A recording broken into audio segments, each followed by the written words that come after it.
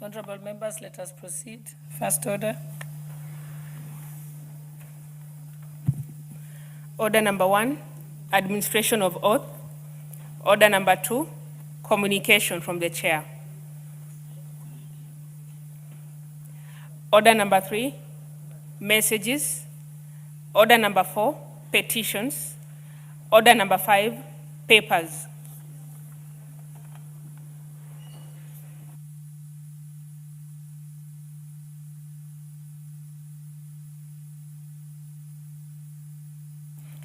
I think we can skip that while we wait for the members with the papers, and then we shall come back to it. So we'll skip order number 5, then come back to order number 5. Next order. Order number 6, notices of motion. Order number 7, questions and statements.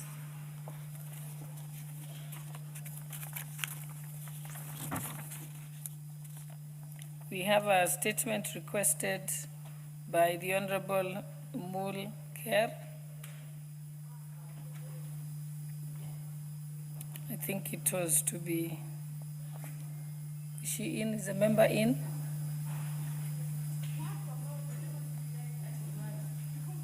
Is a member in?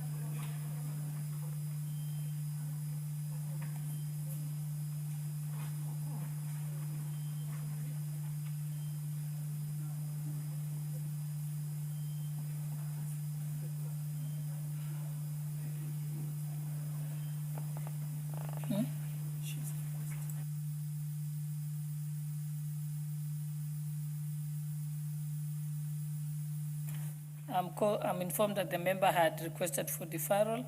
So we go to the next one. There was the one by the Honorable Eric Wamumbi. Again, I can see he's not present.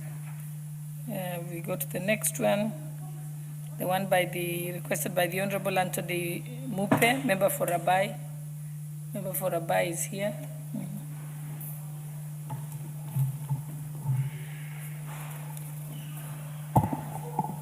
Thank you, Honorable Speaker. Request for statement regarding alleged pollution and environmental degradation by 2 companies in Rabai constituency. Honorable Speaker, pursuant to the provision of Standing Order 42C, I raise to request for a statement from the chairperson of the Departmental Committee on Environment, Forest and Mining regarding alleged pollution and environmental degradation in Rabai constituency arising from operation of Jumbo Steel Mills Limited and Mombasa Canvas Limited. Honorable Speaker, Article 42 of the Constitution guarantees every person the right to a clean and healthy environment. Further, Section 3 of the Environmental Management and Coordination Act, Cap 387, obligates every person to safeguard and enhance the environment.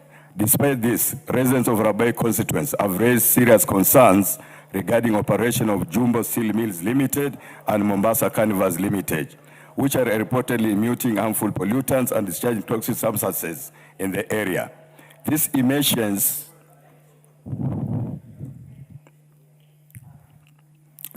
are adversely affecting surrounding communities, including school-going children, patients nearby health facilities, and other vulnerable groups. Additionally, there are growing concerns regarding the possible contamination of water sources and long-term environmental impact on land, livelihoods, and ecological sustainability in the affected areas. Honorable Speaker, it is against this background that I request for a statement from the chairperson of the Departmental Committee on Environment, Forest, and Mining on the following. 1, a report on the environmental compliance status of Jumbo Steel Mills Limited and Mombasa Canvas Limited, including details of environmental impact assessments, effluent discharge license, and annual environmental audit reports issued by the National Environmental Management Authority, NEMA. 2, the enforcement and monitoring measures put in place by NEMA to ensure that companies comply with constitutional and statutory requirements regarding environmental standards. And 3, long-term measures being implemented by the Ministry of Environment, Climate Change, Forests to protect community from environmental pollution, including mechanism for redress and accountability. Thank you, Honorable Speaker. Thank you. That will be marked to the Committee on Environment, Forestry and Mining. Maybe, Leader, you can give an undertaking on behalf of the committee as to when to be ready. Thank you, Honorable Speaker. Probably 2 weeks after our recess, they'll get their response. Thank you.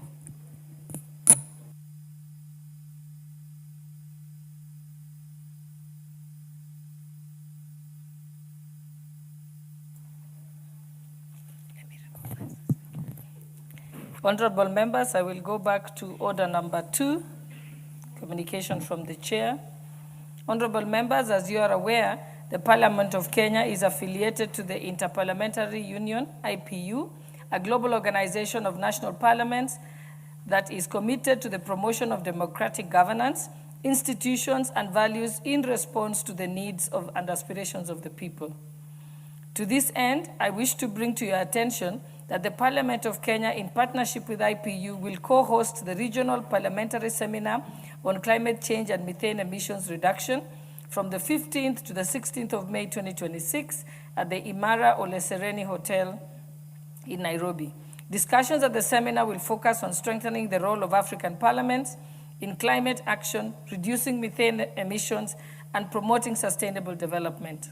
Honorable members, the seminar themed Enhancing Public Understanding and Parliamentary Action on Methane Reduction in Kenya will bring together members of parliament from across Africa, as well as technical experts and representatives of the executive, research institutions, development partners, and private sector actors involved in climate change. For the record, this House will be represented in the seminar by members largely drawn from the relevant House committees and parliamentary caucuses. Honorable members, you will agree with me that Parliament continues to play a critical role in advancing climate action agenda and promoting sustainable development through legislation, policy approval, financing, and advocacy, among other initiatives. I therefore urge the members who have been selected to represent this House at the seminar to not only participate, but also showcase the contribution of this House and the country in matters relating to climate change and methane emissions. The House is accordingly informed. Thank you. And I'll also take this opportunity to welcome the following schools and recognize the following schools who are seated in the Speaker's Gallery. Olerai Schools from Kajiado West Constituency, Kajiado County. And Kuikui Primary School from Baringo North, Constituency, Baringo County. And I will allow the Honorable Ngongoya, member for Kajiado West, and the Honorable Makilap, member for Baringo North, to welcome the schools on our behalf. Thank you. Thank you, Madam Speaker. I rise on behalf of other members to welcome the schools that are present from Baringo and from Kajiado County. And allow me to say that the Olerai School has a heavy presence both in Kajiado North and Kajiado West. It's one of our best performing schools or good schools in Kajiado. And tell the students from all over that the National Assembly is the institution that makes laws. And I came to this parliament just like you've come today. And the Lord has taken me through to also serve as a member of this National Assembly. Mine is to tell you to work hard, be committed, be disciplined, and in the near future you will find yourself serving this country in this National Assembly. To your teachers that have accompanied you and to your schools, we wish you well. Those who are candidates in this year, those who are not candidates, when it is your time, we'll also wish you well. And as a member of parliament for Kajiado North, which the Olerai School also has a presence, I wish to welcome you to this National Assembly. Welcome. Thank you.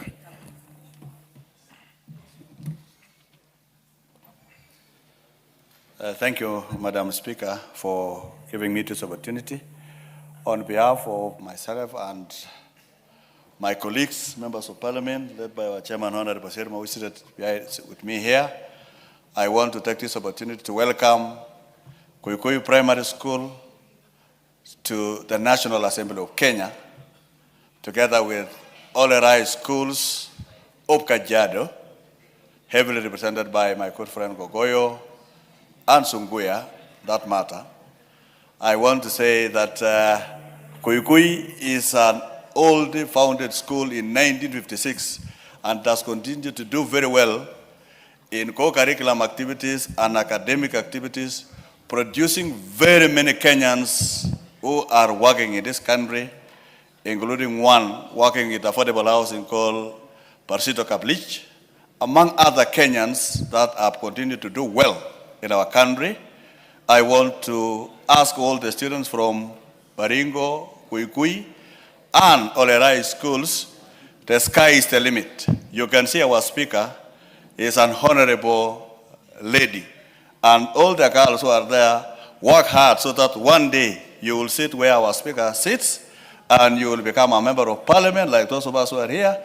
You are welcome to the House of Parliament together with your teachers led by Mr. Cherop and together with their board of the school led by Chumel and even Mina Kwang or Musa Toroituju are here and all the parents who have found themselves here.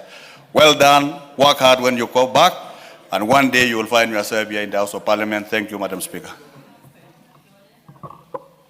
Thank you very much for welcoming the students on behalf of the House. Honorable members, again, I'll exercise my discretion that we move back to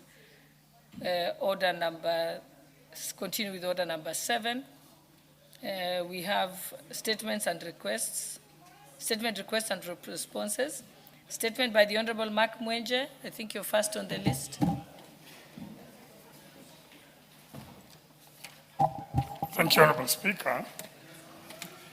Honorable Speaker, I rise to request for a statement regarding the prolonged breakdown of the Athisasa platform and disruption of land services at the Ministry of Lands and Physical Planning. Honorable Speaker, pursuant to the provisions of Study Order 44.2c, I wish to request for a statement from the chairperson of the Departmental Committee on Lands regarding the prolonged breakdown of the Athisasa platform and disruption of land services. Honorable Speaker, the Ministry of Lands, Public Works, Housing and Urban Development introduced the Athisasa platform to digitize land administration and improve efficiency, transparency, and public access to essential services such as land searches, title registration, transfers, lease applications, cautions, charges, and rent payments. However, for the last 2 weeks, the platform has reportedly been down, paralyzing operations within the ministry and halting all land-related transactions. As a result, the citizens, investors, financial institutions, advocates, and developers have been unable to process transfers, conduct official searches, register titles, or complete transactions that depend on timely digitized approvals. As a result, many have suffered financial losses due to delayed payments, breached contracts, stalled projects, and uncertainty over ownership documentation. Honorable Speaker, the problem has repeatedly worsened by the shortage of ammonia paper, which has lasted for nearly 2 months. This paper is critical for blue line printing used in producing survey maps, deed plans, site plans, and cadastral drawings. The absence of the paper has severely affected survey and mapping services, delaying subdivisions, adjudication processes, land registration, and the issuance of ownership documents. These failures have exposed serious gaps in planning, procurement, and service delivery within the ministry. Honorable Speaker, it is against this background that I request for a statement from the chairperson of the Departmental Committee on Lands on the following. 1, because of the 2-week Athisasa system failure, the steps have been taken to restore full operations and measures to prevent future breakdowns. 2, reasons behind the prolonged shortage of ammonia paper, the status of procurement, and when normal survey and mapping services will resume. And finally, Honorable Speaker, immediate and long-term interventions the ministry has put in place to ensure uninterrupted land services to restore public confidence in land administration. Thank you, Honorable Speaker. Thank you. I think that will be responded to by the Committee on Lands. I think, Leader Naomi Wako, maybe you can give an undertaking if there's no one from the Lands Committee here.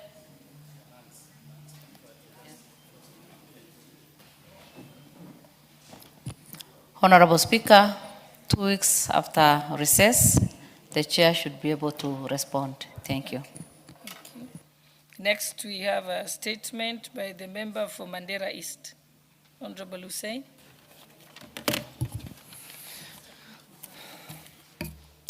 Thank you, Madam Speaker.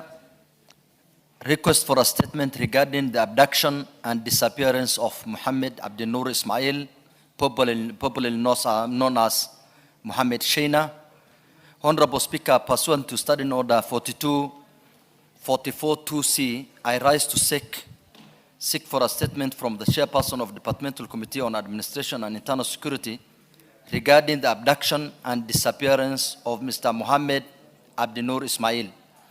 Honorable Speaker, Mr. Mohammed Abdinur Ismail of ID number 21111, who was born at Bumwani Maternity Hospital and raised and schooled in Mandera and currently a resident at Isli, Nairobi, was abducted on 22nd April 2026 at approximately 23 hours. The incident occurred at his place of business in Karioko Estate, where he was seized by 6 unidentified individuals with concealed faces. The victim was forcibly placed into a vehicle with obscured registration plates and taken to an unknown location. His current whereabouts remain unconfirmed. The matter was formally reported to the Bangani Police Station under occurrence book number OB/27/23/04/26. Honorable Speaker, Mr. Ismail, a UDA member of County Assembly aspirant and an active member of the Isli business community, had been subjected to surveillance and received multiple threats from unidentified individuals over the preceding month. Notably, prior to his abduction, Mr. Ismail, who hails from my constituency, Mandera East, had reported receiving information which is available on social media and in our police records from a TikToker regarding a credible plot to abduct him. And tragically, these concerns have now been realized. Consequently, his family is experiencing significant emotional trauma due to the uncertainty surrounding his safety and current whereabouts. Honorable Speaker, it is against this background that I seek a statement from the Chairperson of Departmental Committee on Administration and Internal Security on the following. 1. Report on the whereabouts of Mr. Mohammed Abdinur Ismail of ID number this and the status of investigations by the police on his disappearance as reported under OP number 27/23/4/26. Number 2, actions being taken by the security agencies to update the family and ensure that the missing person is expeditiously traced and reunited with his family, and the perpetrators brought to account for their actions. And number 3, measures put in place by the Ministry of Interior and National Administration to ensure the safety and security of Kenyans. I thank you, Honorable Speaker. Thank you. I think that will be marked to the Committee on Administration and Internal Security. I see Honorable Russell is here. Thank you very much, Madam Speaker. Madam Speaker will respond the second week after recess. Thank you. Thank you.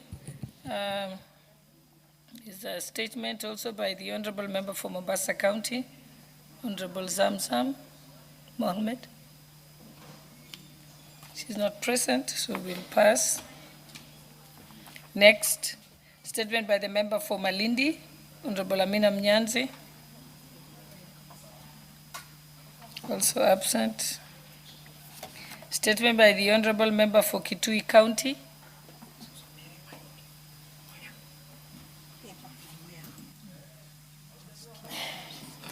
Thank you, Speaker. This is a request for statement regarding unlawful detention of a body by Kenyatta University Teaching, Referral and Research Hospital. Honorable Speaker, pursuant to the provisions of Standing Order 44-2C, I wish to request for a statement from the Chairperson of the Departmental Committee on Health regarding unlawful detention of the body of Mr. Joseph Komu Maundu by the Kenyatta University Teaching Referral and Research Hospital. Honorable Speaker, the late Mr. Joseph Kom Maundu, a resident of Chamututa village, Katilinge sublocation in Kitui County, died on 9th December 2025 while undergoing treatment at the Kenyatta University Teaching, Referral and Research Hospital. At the time of his death, he had accrued an outstanding hospital bill of 1,201,181. Since his demise, the hospital has detained his body and demanded that the family offsets the pending bills as a condition for his release. Honorable Speaker, the action by the hospital is contrary to Section 135 of the Penal Code, Cap 63, which makes it a criminal offense to hinder the burial of a deceased person without lawful authority. In addition, the courts have also held that there is no property in a dead body, rendering the continued detention of bodies by medical facilities for the purposes of death recovery to be unlawful. Despite these judicial pronouncements and the law, the practice continues to persist across various health facilities, including Kenyatta University Teaching, Referral and Research Hospital, causing immense distress and humiliation to the bereaved families. Honorable Speaker, it is against this background that I request for a statement from the chairperson of the Departmental Committee on Health on the following.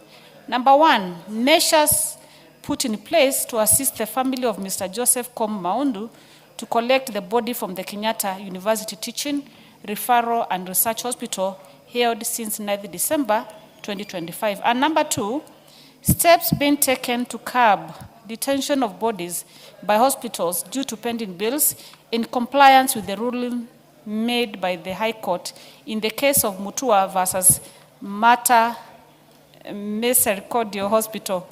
I thank you, Honorable Speaker. Thank you. We will take this on behalf of the Chairperson Committee on Health. I've seen Honorable Pukosa. Okay, Leader, proceed. Thank you, Honorable Speaker. 2 weeks after our recess, we should be able to give the response. Thank you. Now we can move to the statement by the Honorable Member for Mwea, Honorable Mary Maingi. Thank you, Honorable Speaker. Request for a statement regarding the plight of rice farmers in Mwea. Honorable Speaker, pursuant to Standing Order 44-2C, I rise to seek a statement from the Chairperson of Departmental Committee on Agriculture and Livestock regarding the plight of rice farmers in Mwea. Honorable Speaker, rice farmers in Mwea have expressed deep concern over reluctance by the government, by the Kenya National Trading Corporation, KNTC, to purchase over 30,000 bags of homegrown Mwea Pishori rice, currently held in stores. Instead of supporting local farmers, the KNTC is reported to have imported approximately 250,000 metric tons of rice from foreign countries. Disturbingly, this imported rice is allegedly being repackaged by unscrupulous traders and sold in the Kenyan market under the false label of Mwea Pishori. This practice has caused a sharp decline in local rice prices and left the produce by Mwea rice farmers unsold, thereby exposing them to the risk of massive post-harvest losses. Additionally, Honorable Speaker, the government has not paid farmers for approximately 2,000 bags of Pishori rice delivered to KNTC. The delay in payment undermines trust in government, threatens sustainability of rice farming in Mwea, and risks the livelihoods of rice farmers. The situation calls for an urgent action to protect the integrity of Mwea Pishori rice, ensure fair trade, and uphold the dignity of Kenyan rice farmers who continue to dedicatedly produce quality rice. Honorable Speaker, it is against this background that I seek a statement from the chairperson of the Departmental Committee on Agriculture and Livestock on the following. 1. The reasons for the decision by the government choosing to import rice instead of purchasing directly from Kenyan farmers who already have sufficient stock. 2. The measures being put in place to forestall the sale of counterfeit imported rice in supermarkets under the guise of Moya Bishori. 3. The steps being taken to cause KNTC to purchase the rice currently held in farmers' stores in Moya and pay for the stocks already received, specifying the timelines. And 5, the protection mechanisms to safeguard local farmers against unfair importation practices that erode their markets and livelihoods. I thank you, Honorable Speaker. Thank you. Before I get the chair of the departmental committee to commit, let Honorable Shinali be recognized to say something on that request for statement. Thank you, Honorable Speaker. And I wish to thank Honorable Maingi for that statement.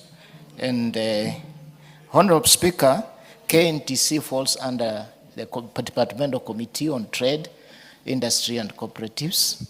And Honorable Speaker, I'm aware that KNTC had requested to import rice.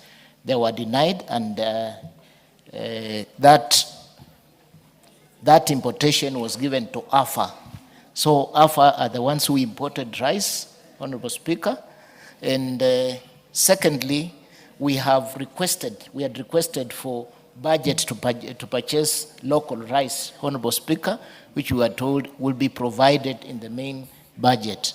Honorable Maingi, I would request that we consult further so that we make sure there is enough budget in estimates to purchase local rice, Honorable Speaker.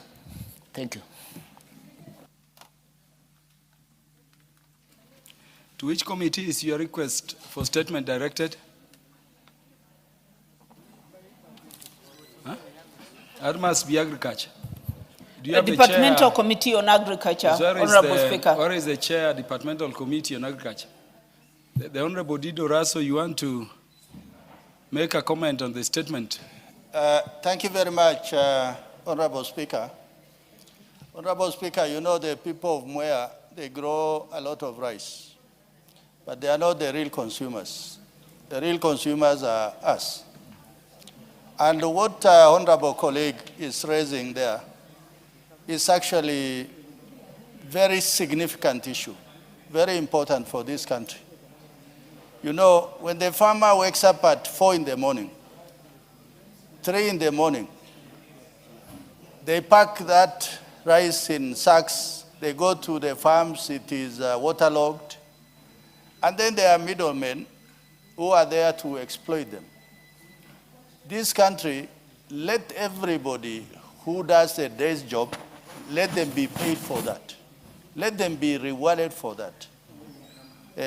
And unless that happens, the food producers of Kenya will lose morale, they'll be demotivated, and they will not be able to put in a day's work.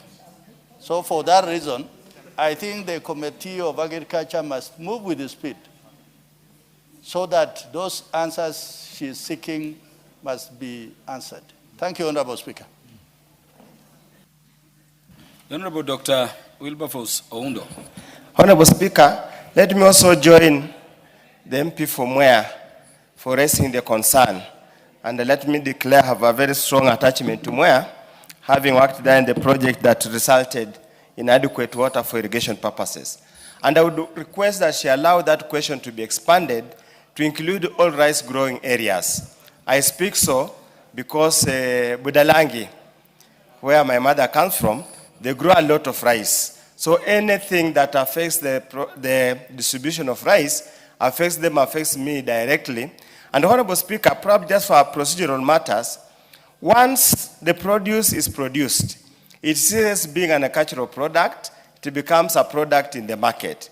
I would imagine the best committee to handle the matter will be the Committee of Trade, Industry and Cooperative, because now that's a commodity in the market. Thank you, Honorable Speaker. With your wisdom, you will guide. The Honorable Nyakundi. Thank you, Honorable Speaker. And what Honorable Maingi has raised is a very pertinent issue. There's no way as a country we are fighting towards being food sufficient, and we are having some people somewhere who are going to import rice and giving out money to go and import rice, instead of giving out money to the people of Mwea and Budalangi and other places so that we mop up the rice and sell it to other Kenyans. So I think once we come back from recess, the Cabinet Secretary for Agriculture should appear before this committee, before this House, and explain to us why should we give out money to import rice instead of giving out money to farmers, because these farmers have really worked very hard to go to the farm and give us food. The food is there, but we go on and import rice instead of buying rice from farmers. So the Minister for Agriculture should come to this House and explain why should we import rice instead of buying rice from farmers. Thank you, Honorable Speaker. Do we have the chair of the committee, the Departmental Committee on Agriculture in the House? Anybody from the Committee on Agriculture? Certainly engaged in other parliamentary businesses within the presidency, the leadership. Thank you, Honorable Speaker. The Agriculture Chair and his team should be able to give the response in 2 weeks after our recess. Thank you. Honorable Maingi, 2 weeks after recess. Thank you, Honorable Speaker. Thank you. And the request for statement by the Honorable Eric Wamumbi. Question number 2 on the order paper.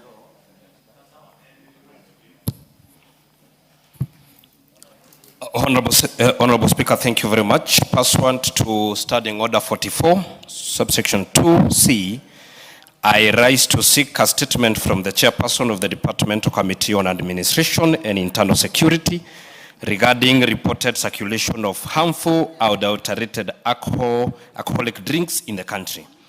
Honorable Speaker, there have been growing public concerns over reported circulation and sale of adulterated alcoholic drinks in the country. It is claimed that several alcoholic brands from several manufacturers, including Best Classic Gin and Diamond Ice from Patiala Distillers Limited, and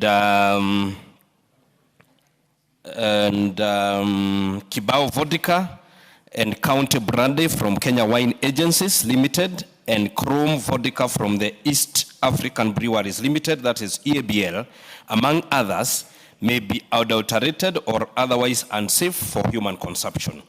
These allegations not only pose a serious threat to public health and consumer safety, but also threaten commercial sustainability of the companies if the said products are safe for human consumption.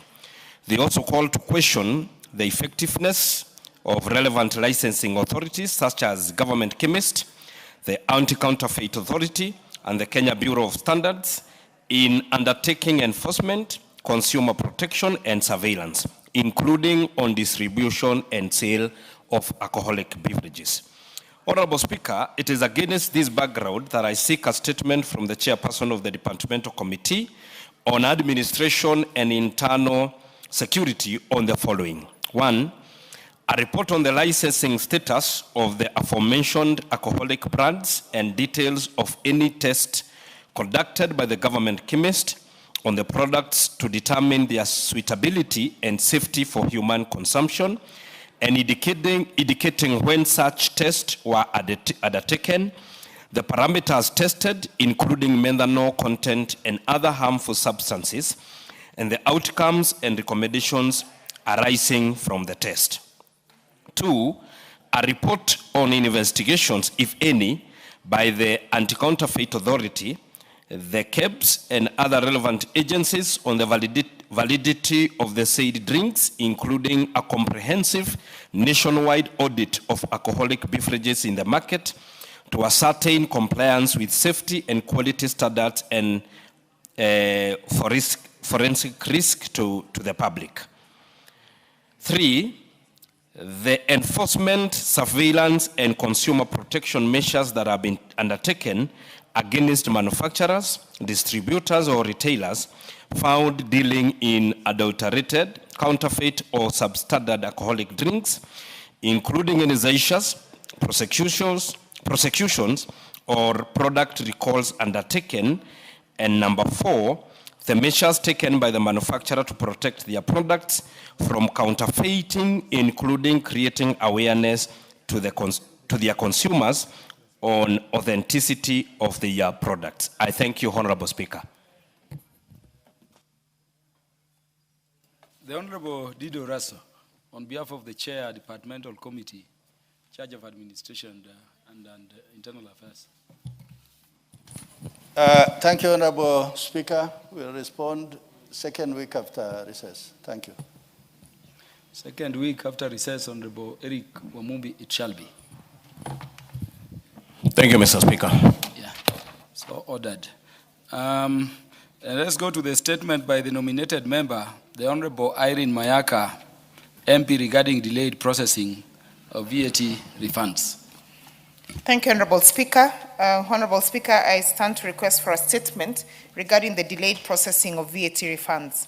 Honorable Speaker, pursuant to the provisions of Standing Order 44.2c, I wish to request for a statement from the chairperson of the Departmental Committee on Finance and National Planning regarding the delay in processing of value-added tax, VAT, refunds, and implications on businesses.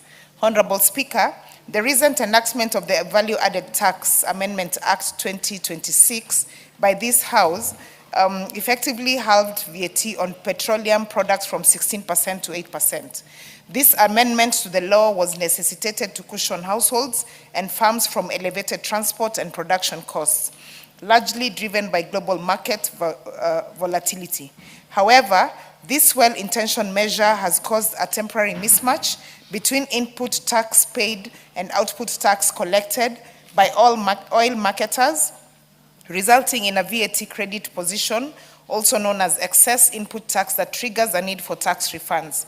The input tax paid relates to operational, administrative, and supply chain expenses such as transportation, storage, professional services, and utilities subject to VAT at a standard rate of 16%. This differential results in input tax consistently exceeding output tax, thereby placing oil marketers in a VAT credit position. Honorable Speaker, Section 47 of the Tax Procedures Act, Cap 469B, provides that refund on overpaid tax shall be paid within a period of 6 months from the date of ascertainment, and if the Commissioner fails to refund, the overpaid tax shall be applied to offset the taxpayer's outstanding tax debt or future tax liabilities. However, in practice, many claims remain unsettled well beyond the prescribed period, with delays ranging for as long as multiple years. Consequently, a substantial proportion of business working capital remains tied up in pending refunds, thereby constraining liquidity, particularly for micro, small, and medium enterprises, which are disproportionately affected due to limited access to affordable credit. Honorable Speaker, it is against this background that I request for a statement from the chairperson of the Departmental Committee on Finance and National Planning as follows. Number 1, the current status of VAT refunds owed to businesses, including a detailed breakdown of the total value of pending, verified, approved, and already paid claims, which specific identification of claims arising from the reduction of VAT on petroleum products from 16% to 8%. Number 2, the government's plan to clear VAT refund backlog, including clear and specific timelines for full settlement, annual targets for reduction of standing claims, and the corresponding budgetary allocation dedicated to refunds and payment. And number 3, the specific impact of delayed VAT refunds on Kenyan economy, including a comprehensive assessment of its effect on business liquidity, cost of production, inflationary pressures, private sector investment, employment levels, and overall economic growth. I thank you, Honorable Speaker. The Chair, Departmental Committee in charge of Finance and National Planning. Anybody from that committee? Honorable Esuda, that is not the chair budget. The chair, Departmental Committee, Finance and National Planning. It's a very hardworking chair. I know the committee is currently engaged with the Sovereign Wealth Fund Bill. Could the leadership commit on when the response shall come to the House? Honorable Speaker, I commit that the response will be given 2 weeks after recess. Honorable Mayaka? That's okay. Yes, 2 weeks after recess, the response shall be brought to the House, and it is so ordered. A statement request by the member for Laisamis, the Honorable Joseph Lekuton.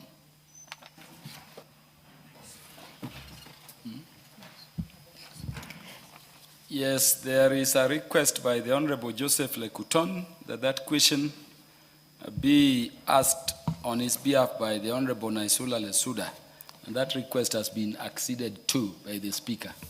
Honorable Lesuda will proceed. Thank you, Mr. Speaker.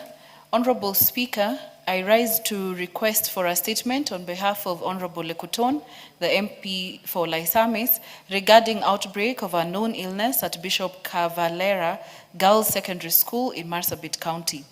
Honorable Speaker, pursuant to the provisions of Standing Order 44-2C, I wish to request for a statement from the chairperson of the Departmental Committee on Health regarding the outbreak of a known illness among students of Bishop Cavalera Girls Secondary School in Marsabit County.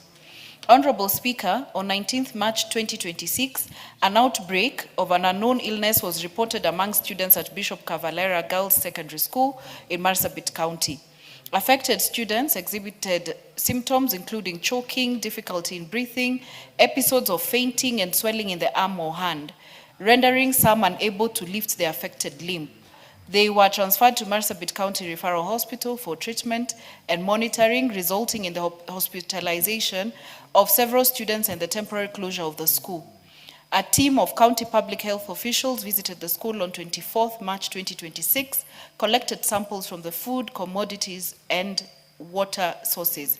The samples were submitted to the National Food Safety and Nutrition Reference Laboratory for toxicological, chemical, and bacteriological analysis to evaluate compliance with health standards and detect any contaminants. Honorable Speaker, although the outcome of the analysis indicated absence of contaminants, barely 1 week following the school reopening on 22nd April 2026, about 100 students have reportedly exhibited symptoms similar to those observed during the initial outbreak. The recurrent incident exposes the school suspension of schooling to avert a public health crisis and imminent permanent closure as a result of mass transfer by students for fear of contracting the unknown illness. The situation for urgent action to safeguard students' health, prevent a broader public health emergency, and avert closure of the school. Honorable Speaker, it is against this background that I request for a statement from the chairperson of the Departmental Committee on Health on the following.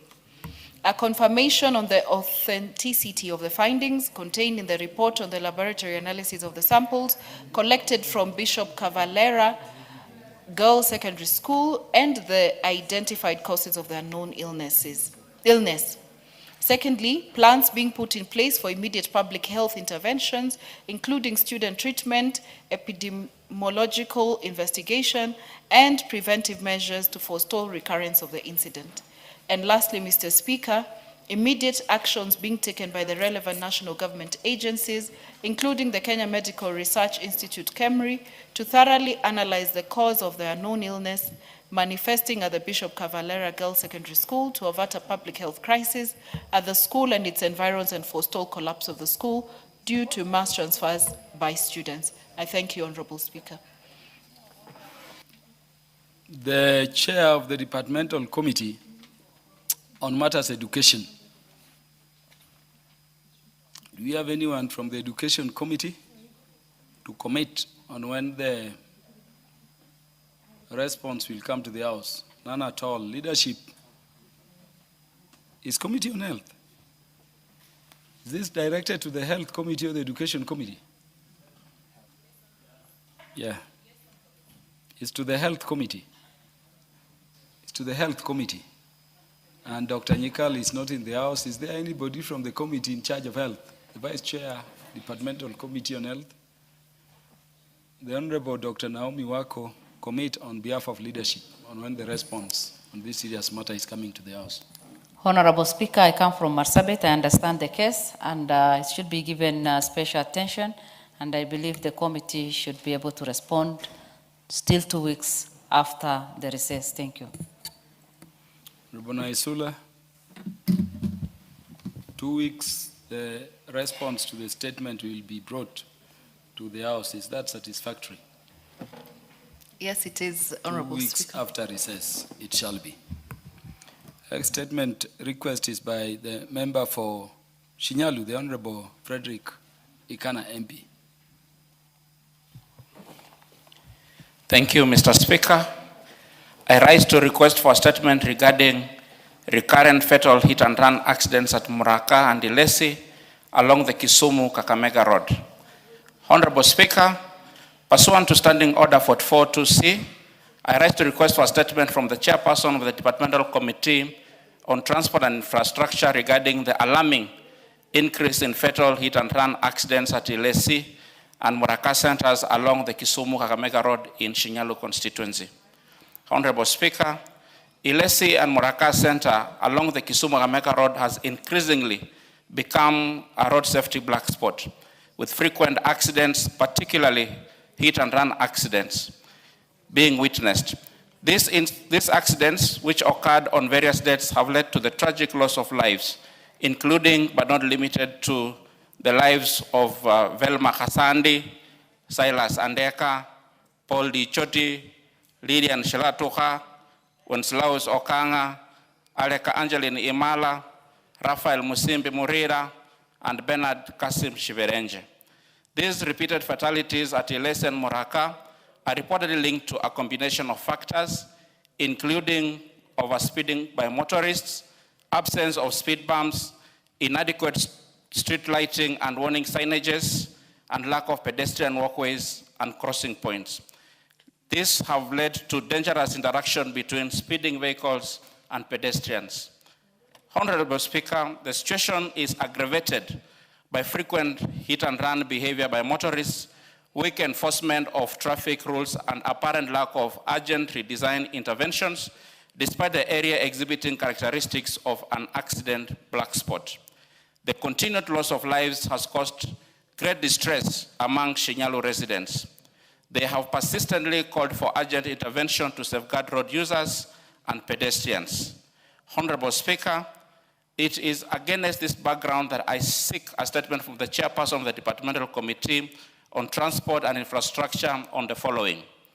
Number one, the circumstances for the recurrent fatal hit and run accidents at Ilesi and Muraka centers along the Kisumu-Kakamega Road, including whether the area has been identified as a black spot. Two, a report on whether the identity of the hit and run vehicles involved in the tragic accidents and measures being taken to address the increasing hit and run incidents in the area. Number three, the immediate and long-term measures being put in place by the Kenya National Highways Authority, KENHA, to mitigate accidents at Ilesi and Muraka centers, including installation of speed bumps or rubber ramps, pedestrian walkways and crossings, service lanes, proper road signages, street lighting, and other safety enhancements to protect road users. Number four, plans to compensate families of victims who perish in accidents at Ilesi and Muraka centers, and the measures being taken to strengthen traffic law enforcement and safety along the affected section of the road, including action against speeding and hit and run offenders. And finally, the timelines within which the proposed mitigation measures will be implemented to prevent further loss of life at the black spot. Thank you, Mr. Speaker. The Chair, the Committee in charge of Roads, Transport and Infrastructure, the Honorable G. George Karaoke. The Vice Chair of the committee. Do we have any member of the committee in the House? Again, all those members are engaged in other parliamentary businesses within the precincts. The leadership of the House, please commit. The Honorable Dr. Naomi Wako. Thank you, Honorable Speaker. We commit that the chair will give the response 2 weeks after recess. Thank you. Honorable Ikanda. Thank you, Mr. Speaker. I appreciate it. Yeah, in 2 weeks after recess it shall be, and advise the chair that that situation Honorable Ikana is speaking to is affecting very many areas. There should be speed bumps when you enter or you approach a school and when you exit. When you approach a trading center and when you exit. It's something for which so many Kenyans are dying across. Next will be the statement request by the leader of the majority party. Statement to be requested pursuant to standing order number 44-2A. The Honorable Dr. Naomi Wako, do you have the request? Yeah, as you consult.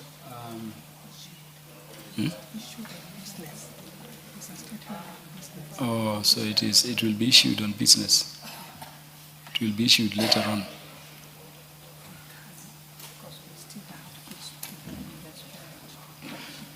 Yes, so after the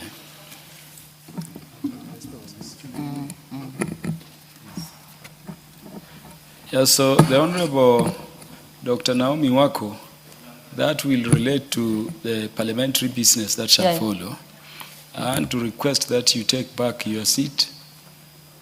You will go into it after the responses to some requests which are before the House are dealt with. Yeah, there is the response to the request by the Honorable Lillian Sioi, MP, Trans Nzoia County, regarding shortage of fertilizer in Trans Nzoia County. A response which was supposed to be brought to the House today by the departmental committee chair in charge of agriculture and livestock. The Honorable Mutunga.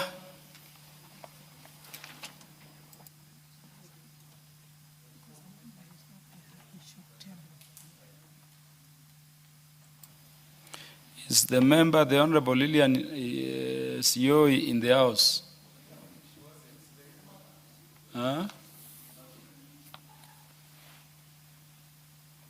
I note there is a bit of interest to this one. Ordinarily, I would have required the chair of the committee to table the response before the House for the member to pick. But because of the importance of the matter and the issue it is dealing with, I will exceptionally allow the chair to put the report before the House, being a property of the House, so that those members who are also, affected or keen to make representations can do so. Proceed, Honorable Mutunga. Thank you very much, Honorable Speaker. Honorable Speaker, this matter was put before the House yesterday. The request for statement was made yesterday. I contacted the ministry immediately on the same. And Honorable Speaker, we have a liaison officer for Parliament, whom we work with.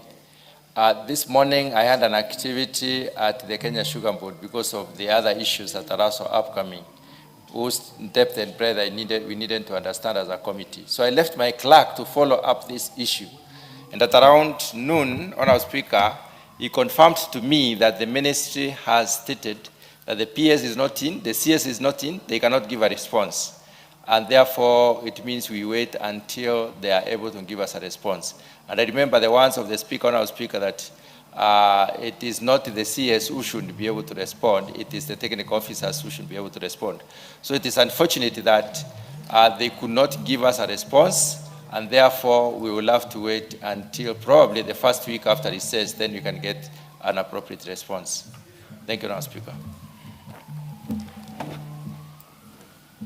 The Speaker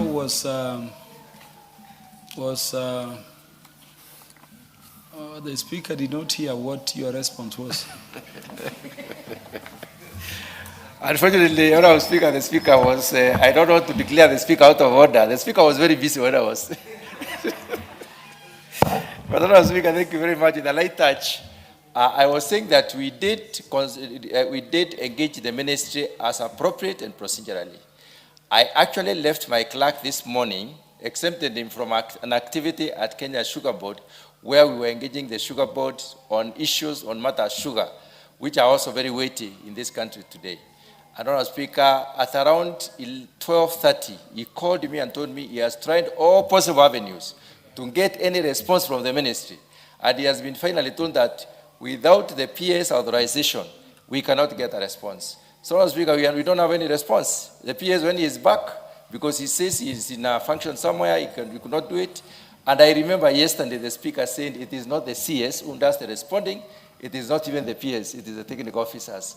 So, Honorable Speaker, I don't know whether the ministry is short of technical officers as well, but they did not give us a response. They said they need an okay from the PS to be able to give us a response.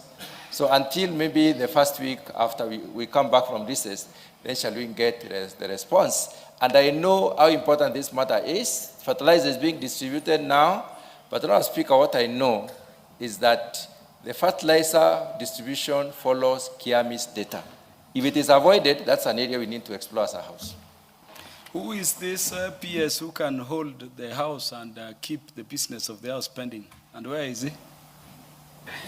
Honorable Speaker, the PS is attending a funeral for the father of the CS Chirchir. That's what he said. And his name is Dr. Rono. So when did the request for the statement go to? The request was put before the House yesterday. And the Speaker said he needed a response in a day. I tried to negotiate, and the Speaker said, no, it is not the CS who is supposed to give us a response. So I tried my best to get the response, but I have not been able to. Yeah, good. The Honorable Dr. Wilberforce Oundo. Chair, as the substantive speaker, the substantive speaker put it yesterday, it can't wait. This is the planting season. This is the time when fertilizer is expected. It can't wait. Surely it can't wait. I would suggest, Honorable Speaker, is it possible Dr. Mtunga can undertake to extract the statement and probably then share it through the normal way the Speaker communicates, even when we are on recess? At least with that will help us to apprise our people on the status of the distribution of fertilizers. Thank you, Honorable Speaker. Honorable Mutunga, this is the season for sowing and the season also for weeding, the time that we need fertilizer most. I know what you mentioned as the business engaging the PS, and we truly commiserate with CS Davis Chirchir and his entire family. But really, I doubt the business of this house can be held hostage because a PS did not sign something required by the House for Parliament to have its business. So I'm finding this unacceptable. And I want to be persuaded that we can really postpone time for this business or determine the measure we direct against that PS. The Honorable Dido Raso. Thank you very much, Honorable Speaker. Without buttressing your ruling, you know, Mr. Speaker, on this particular one, we are not waiting for a statement. We are waiting for something to be done. That there is enough fertilizer from wherever it can be found so that farmers will be able to plant without delay. I see the struggle the chairman is having, but Kenyans are following the sitting of this House live. And the ministry should have picked up out that on Tuesday. Without being probed, they should have responded. So for that reason, Honorable Speaker, I think the further ruling you should make, when we come back from recess, we should be told there is enough fertilizer in Trans Nzoia. Actually, that is the food basket of Kenya. and they shouldn't miss fertilizer. Anything else can be missing, but not fertilizer. Thank you, Honorable Speaker. Honorable Mutunga. Thank you, Honorable Speaker. Honorable Speaker, the sticky issue in the statement sought by the Honorable Member for Uasin actually is that, no transfer here, is that fertilizer is being, subsidized fertilizer is crossing the border to Uganda. And that issue needed to be investigated quickly, and we needed confirmation of the ministry. What I was saying a little earlier, Honorable Speaker, is that the distribution mechanism of the fertilizer is through the National Cereals and Produce Board. And this mechanism was developed after registration of farmers. Their data was captured in Kenya, it's called Kiamis. So the Kiamis data is what they use. And if fertilizer can get across the border, then it means there must be some loopholes. And that is why we needed this matter investigated quickly and corrected if the need arises, if then there is possibility for correcting it immediately.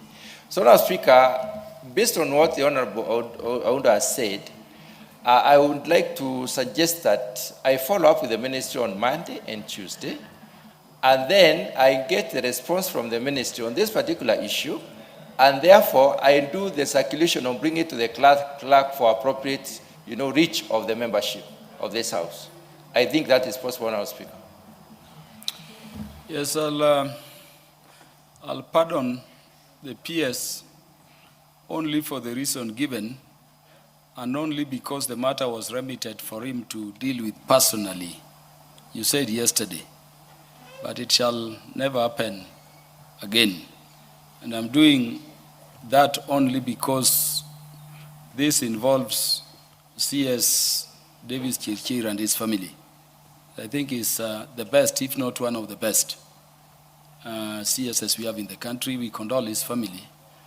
But let me direct that within 1 week from recess, we will need the report of the PS, the response of the PS in this House chair. So deliver to him the message. The first week Parliament will be sitting after recess. We need that response here because it cannot wait. It is so ordered and so directed. The Honorable Zamzam Chimba. Thank you, Honorable Speaker. Request for a statement regarding gender-based violence in Mombasa County. Honorable Speaker, pursuant to the provision of Standing Order 44-2C, I raise to request for a statement from the chairperson of the Departmental Committee on Administration and Internal Security regarding cases of gender-based violence in Mombasa County. Honorable Speaker, in the recent past, there have been incidents of gender-based violence in Mombasa County, particularly involving children and women. These incidents have caused widespread concerns among residents and underscore the urgent need to intervention on 15th March 2026. An 11-year-old Gloria, who had been reported missing, was found dead in Manyani area in Kisauni, Mombasa County. Further, on 2nd April, 23-year-old pregnant woman was also found dead in Likoni sub-county. Another 13-year-old was reportedly sexually assaulted in Mwakirunge. There have been no arrests relating to this date to date. These incidents reflect the growing threat of violence against women and children and call to question the effectiveness of existing protection mechanism and law enforcement responses aimed in combating gender-based violence. Honorable Speaker, it is against this background that I request for a statement from the chairperson of the Departmental Committee on Administration and Internal Security on the following. 1. Status of investigation into the reported sexually assault of the 11-year child in Manyani, Kisauni, and the mother of the 13-year-old child in Mwakirunge, Kisauni, Mombasa. 2. The measures being taken to curb the rising cases of gender-based violence in the county. and especially in Mombasa, given that a few days ago again, we lost 2 lives, Susan Akinyi and Chepchumba, 21 and 23 years old, Honorable Speaker. 3, the measures put in place to strengthen child protection system, victim support services, and self-reporting mechanism for survivors of gender-based violence. And 4, the long-term strategies being put in place to prevent gender-based violence and enhance public awareness in Mombasa County. I thank you, Honorable Speaker. Statement request is directed at which committee? Administration and Internal Affairs. Where is the Honorable? I saw the Honorable Chair is engaged. I saw the Honorable Dido Raso. Where did you dispatch the Honorable Dido Raso to Honorable Naomi Wako? I hope you are not discussing your Marsabit matters in the plenary, then you dispatch one another. Yes, can you commit on behalf of the committee? Honorable Speaker, I commit on behalf of the committee that response should be availed in 2 weeks after the recess. The Honorable Zamzam Chimba, that sounds reasonable. Yeah, but the urgency, I would rather, after 2 weeks, please, you bring the best response you can. Thank you.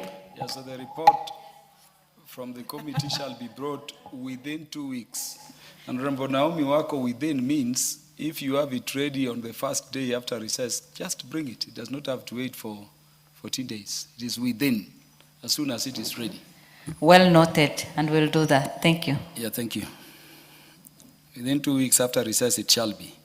The response to the statement request by Honorable Machua Waithaka regarding the effects of the ongoing United States-Israel-Iran conflict on distribution of petroleum products in the country. Response by the Departmental Committee in charge of Energy. The Honorable Gikaria.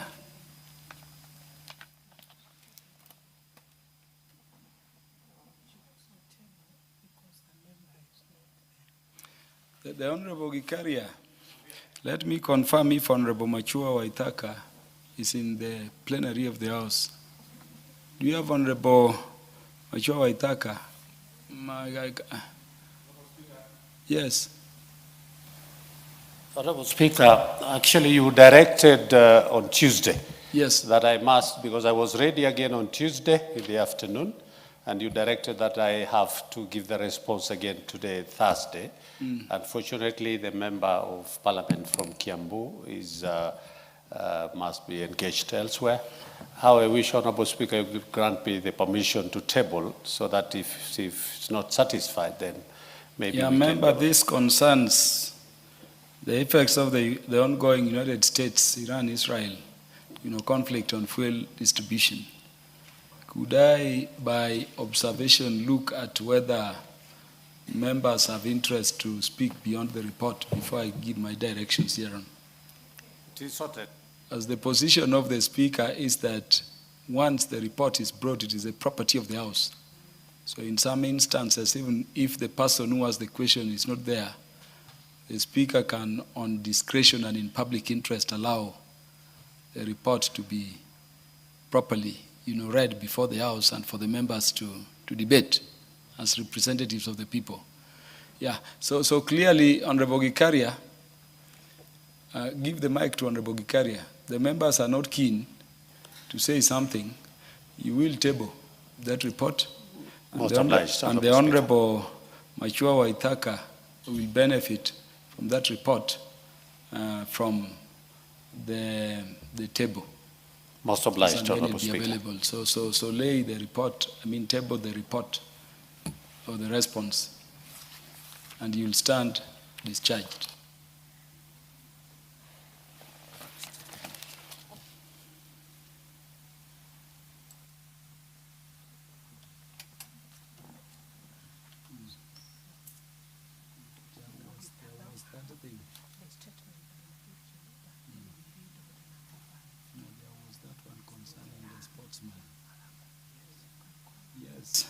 The Honorable Caroline Ngelechei, you wanted to raise a matter concerning the greatest Kenyan to ever win the marathon, so that the House can also, say something about it. Please proceed.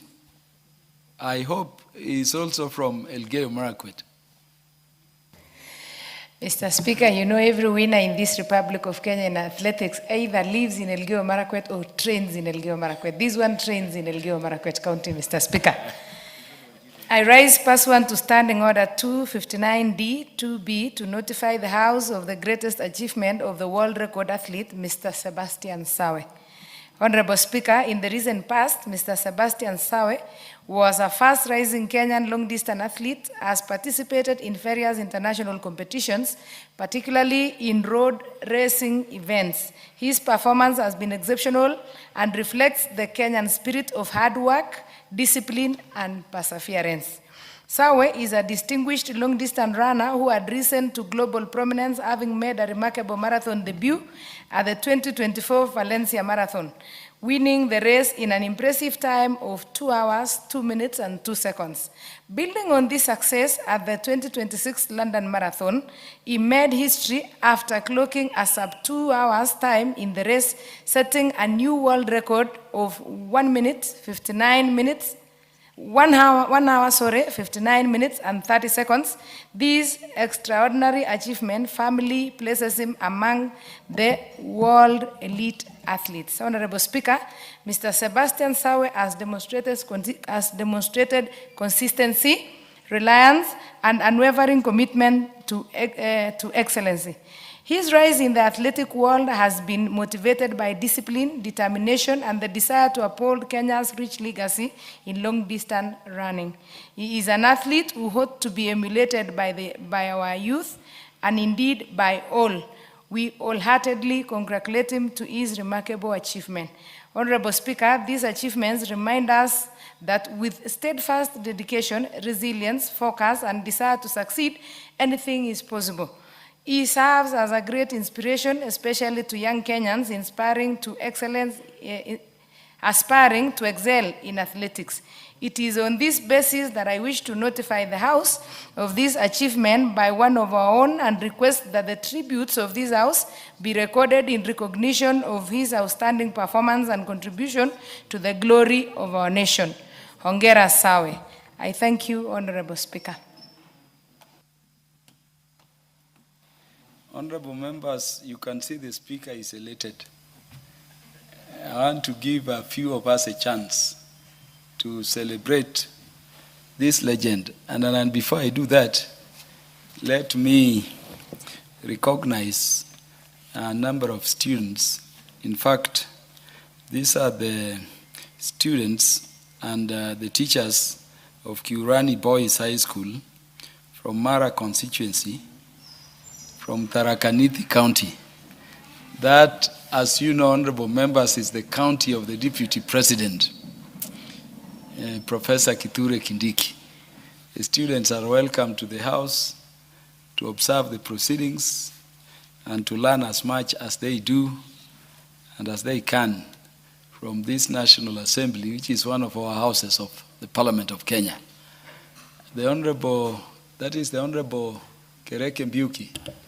I want to give you 3 minutes to welcome the students, then we'll go back to business. Thank you. Thanks so much, Mr. Speaker. Mr. Speaker, thank you for giving me the opportunity to welcome Kiurani Boys High School, which is from Mala constituency, Tharaka Nithi County. And Mr. Speaker, Kiurani Boys is one of the leading schools, not only in Tharaka Nithi County, but in our entire region. They have come in so that they can be able to appreciate the seat of legislative arm of government. And I'm pretty sure, Mr. Speaker, out of this coming, and they have come in big numbers, they will be able to be future leaders of this country. And Mr. Speaker, today will mark a big day for Kiurani Boys High School because for the first time, they have an opportunity to come and interact with Kenya National Assembly. And I'm pretty sure, out of their current performance, as they go back home, they'll continue studying hard so that they can also be able to improve on their performance and also in leadership, Mr. Speaker. So, boys of Kiurani Boys, welcome to Kenya National Assembly and continue working hard because this is where you are also equally destined to. Karibuni sana. They are welcome to the National Assembly to observe proceedings, and we wish them well. People normally tell our students that sky is the limit. When you are in the National Assembly, the sky is the beginning. We wish you well. You're welcome, Kirani boys, Tharaka Nithi County. And we want many more, like the Deputy President of the Republic of Kenya. The Honorable Mayaka, we are back to celebrating Sebastian Sawe. Yes. Please proceed. Thank you, Honorable Speaker. Honorable Speaker, let me thank the Honorable Ngeleche for bringing this statement to the House and join fellow Kenyans in congratulating Sebastian Sawe, who brought London to a standstill the other day when he ran under sub 2 hours. Honorable Speaker, I love the way Kenyans really celebrated this young man. The internet was taken by a storm. All Kenyans were celebrating him for this very high achievement. We witnessed when he came back to the country with Kenya Airways how he was celebrated. Today again, when he was just landing in Eldoret again, he was given the water salute when he was landing in his home area. And also, again, at State House, we saw him receiving 8 million shillings from the president. He has been given a set of number plates, new number plates, and a brand new car. Number plates for his car, 15930, which is extremely, extremely a moment of joy for all of us, and it brings a smile to all Kenyans. Because, Honorable Speaker, when we see one of us doing great and celebrated across the entire globe, for us, it's a magical moment. And you know nowadays, Honorable Speaker, we call this country of ours Magical Kenya.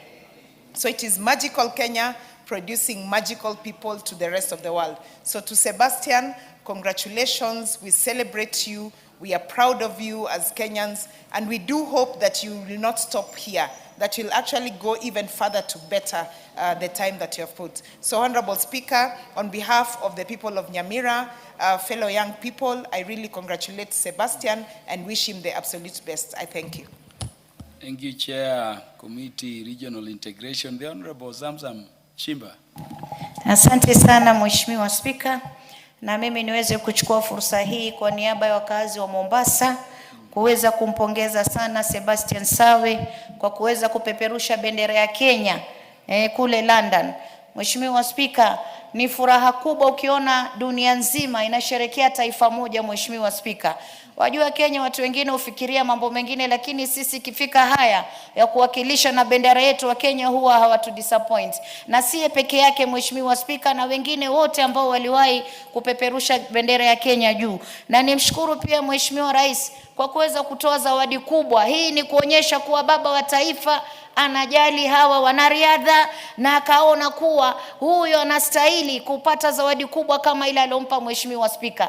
Kama mama kaunti wa Mombasa, nampongeza sana rais wa taifa hili na nimwambie juhudi zako kwa Wakenya zinaonekana. Wala usitetereke, usiangalie nyuma. Wewe shika wanariadha, shika kina mama, shika vijana, kazi yako fanya kama umetulia Mheshimiwa Rais. Hapo mbele iko sawa na sisi pia tuko nyuma yako, tunakupongeza. Lakini pia niweze kusema Mheshimiwa Rais, Mheshimiwa Spika, pia sisi Mombasa County kuna mtoto wetu aliweza kwenda World Cup kule kama mfanyikazi. Nafikiri mliona yule akiitwa Omari kutoka pale Changamwe, ambaye ilikuwa akisema metro. He was celebrated in the whole world. Na pia mimi kama mama county wa Mombasa niweze kumpongeza huyo mtoto ndani ya hili bunge na nimwambie rais pia mimi naliangoa. Jamani rais, kama umemshika yule, Mombasa pia tuna ule mtoto wetu aliyeka ramani kubwa ya Kenya kufanya kazi kwa ustadi, kufanya kazi kwa heshima na kupeperusha bendera ya Kenya. Kwa hiyo nampongeza sana rais. Na mwambia yale madebe tupu yaishi kutika. Mheshimiwa Rais, usiwafuate, usiwasikize, wewe fanya kazi, saidia wa Kenya mahali unaweza, huku kwingine tuachie Mungu, na nina imani hapo mbele Mheshimiwa Rais utaweza kurudi kwa kishindo. Asante sana Mheshimiwa Spika. Yeah, no doubt the investments the president has made in the area of sports is huge. I was in Wajir and I found a very big stadium being built just after the Kitui one. I think they are over 25 now. The Honorable Naomi Wako. Thank you, Honorable Speaker, for giving me this opportunity as I join my colleagues in congratulating Mr. Sebastian Sawe. Honorable Speaker, the entire nation is celebrating, and I think he's one of the winners that all Kenyans celebrated. And I remember the pride he gave us. Immediately he won because of breaking the world record. Honorable Speaker, this morning, His Excellency the President gave him the award 5 million for winning and 3 million for the gold medal. And our president has invested heavily and always shown his passion towards athletics and sports in general. Honorable Speaker, we have many athletes from Rift Valley and few now coming up from everywhere. I'll be happy one day when a young man, a young woman from Marsabit will also win in Kenya, make Kenyans be, proud. And when the president of Kenya will invite that particular person to State House, even if I'll be 80 years old, I will celebrate wherever I am. But today, we are all proud of Sawe. Last night, I watched Citizen, and I saw his father and mom, his dad and mom, talking about him and saying that he's a very humble man, he's always very responsible, he's fast in doing things, and they are just celebrating him. The entire village, the entire nation is celebrating. What I want to say is this: our president is passionate in promoting and awarding all the people who will be winning on our behalf. And so I want to encourage all the people who are talented, because with my age now, I cannot even try. But those people who have the talent and who have the age, they can try and make us proud. Honorable Speaker, our president said in his speech that this young man was in one of the schools he started 15 years ago. That is not a long time ago. I mean, my small investment in my village can be one time recognized in a big way. So I want to encourage all the honorable members, let us also invest in where we come from so that young people who are there can also learn and be nurtured. Honorable Speaker, Sawe has made us proud, together with many others who have continued to win. And Kenya is known worldwide. We are known for athletes and sports and any other thing. Let us continue serving our nation, giving our best to our nation, making the other 50 plus millions happy with our performance. Honorable Speaker, we celebrate this young man, and I encourage many young people from every part of this country to try their talents and become another Sawe in our country. Thank you. The Honorable Commissioner Patrick Makau. Thank you very much, Mr. Speaker. I join my colleagues in really saying kudos to Sawe. Once more, he has proved to Kenyans that this is the home of champions. And I want to say, Sawe, like another Kenyan, who practiced through the hills of Eldoret, was in Gishu, practicing without any hope. Now his hard work has paid off. He has broken the world record to run marathon under 2 hours. Mr. Speaker, it has not only brought glory to Kenya, but it has proven to the world that this is the home of champions. Mr. Speaker, however, I want to say, in Kenya, we have so many people with talents, including Nukambani, where I come from. You remember Cosmas Ndeti, you remember Macau. Now I have seen Wanza, who are running and in marathon. But when you look at the national resources in sports, Mr. Speaker, they are not equitable. They are not equally distributed. There is nowhere in Machakos, in Kitui, in makwiny where there are sports. And I'm challenging the Ministry of Sports. Why can't we see academies, sports academies, being distributed all over the Kenya? Maybe, Mr. Speaker, in Luo Nyanza, they are marathoners, they are sprinters. But because of this inequality of sporting facilities, Mr. Speaker, we are not seeing such talents being realized. Mr. Speaker, if you go to a place called Iten, every morning. Order. Mr. Speaker, I'm very, very surprised that a senior member, commissioner, can stand before this house and say there are no facilities in Kitui. When I know that a super stadium was opened by none other than His Excellency himself this last year. Honorable Speaker, does he come from Mukabani?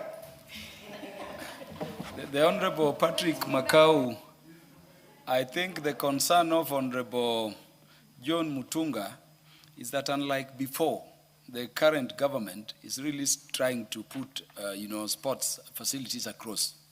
We have a beautiful one in Omabe. It was followed by a very beautiful one in Kitui. I've told you, I know a more beautiful one is coming up in Wajir. And unlike before when we were counting Kamarin and others and never saw them, I know up to 25 international standard stadia have been built across the country. So we can appreciate as we push for improvement. Otherwise, continue. Thank you, Mr. Speaker. Mr. Speaker, I have a lot of respect for the Honorable Mutunga, the Chairman for Agriculture. I think, even borrows his name from my community. So maybe that is why he has some interest knowing that in Kitui there are facilities. But however, I want to tell him that's a stadium. There's a difference between athletics and the stadiums. If you go to Azingishu and Elgeyo Marakwet, they are super good facilities for athletics. If I have one in Machakos, Mr. Speaker, I'll be the first one to point out. And that's why I'm saying it is not even Machakos or Makwiny or Kitui that I'm talking about. Taita Taveta, Wajir, Moyale, we even border Ethiopia, who are competitors in the international platform.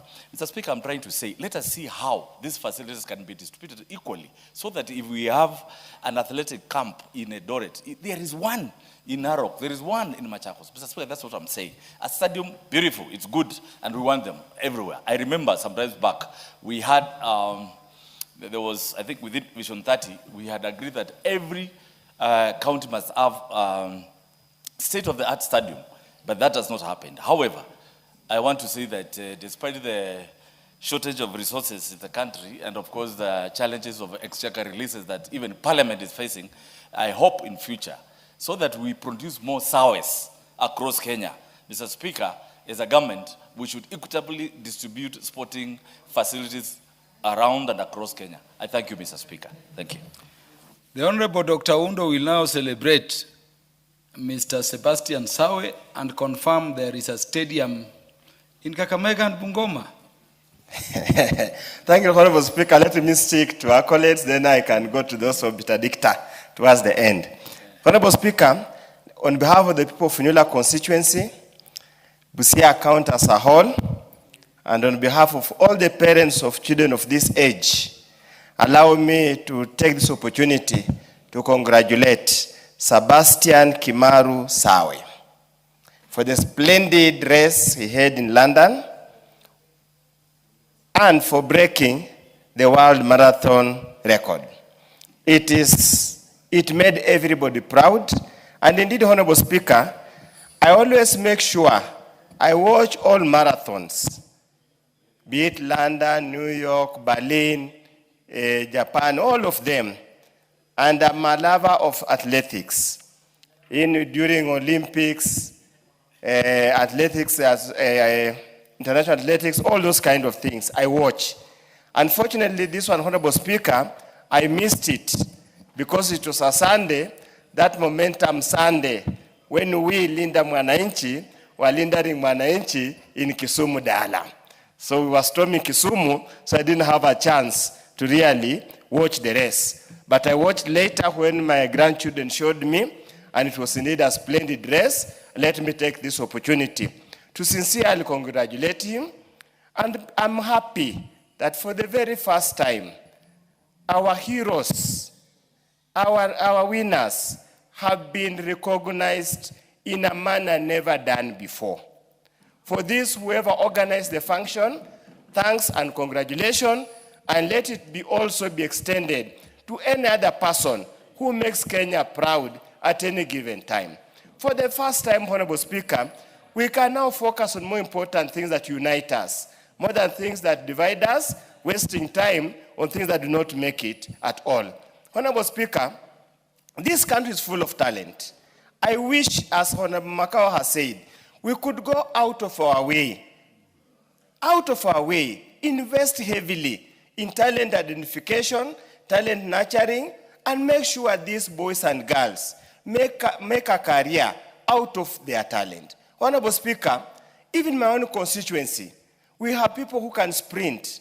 We have people who can run long races. But we, as Makao has said, we have no facilities.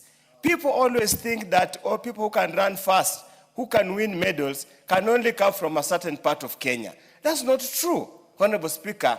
We have our own who has won short races.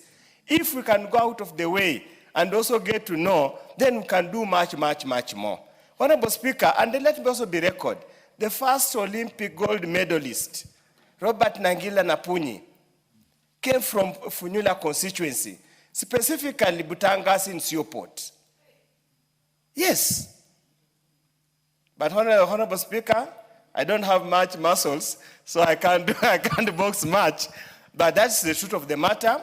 All that we want to urge the Committee of Sports, the National Executive, plus the county government. Honorable Speaker, when CDF was allowed to undertake sporting activities, you would see sporting activities all over the country. But I don't know who bewitched the county governments. When they said we can't do it, nothing happens at the moment.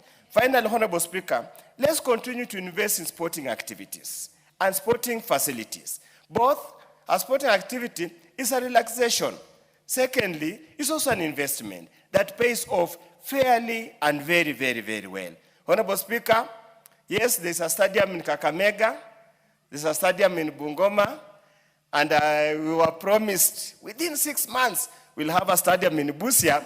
The 6 months are coming to an end. I hope you'll do some magic so that we extend that 6 months so that we can continue living on hope. Honorable Speaker, I hope even the ones for Kamarindi and the rest will come during your lifetime as you serve in this government. Others, congratulations, Sawe. Congratulations, all the coaches, those who practice with him, his managers, and everybody who contributed to that splendid success. Thank you, Honorable Speaker. The Honorable Majority Leader takes precedence. Whenever he arrives, everything stops. Thank you, Honorable Speaker. Honorable Speaker, you know, I was listening to the debate as I came from Bomet.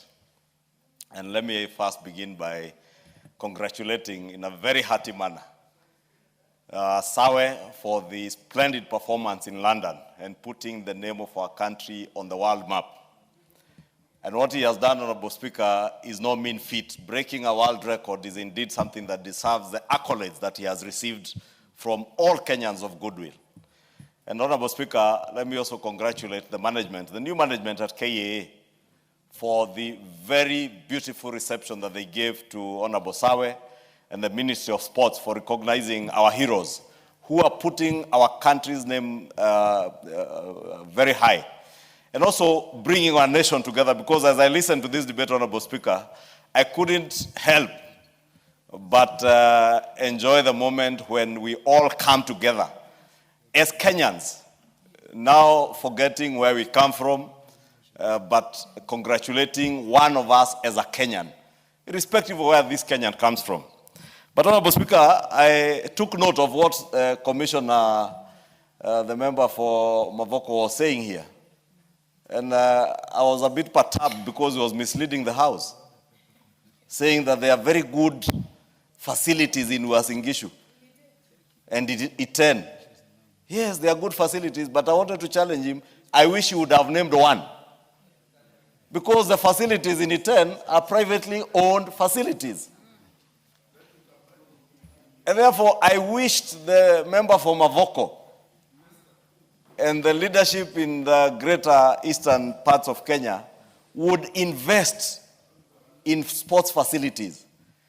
And not just those from Ukambani, all of us, we need to begin investing in sports facilities. privately managed sports facilities, because the training facilities, the athletic training facilities that you find in Iten, and the member for Elgeyo Marakwet is here, she will tell you.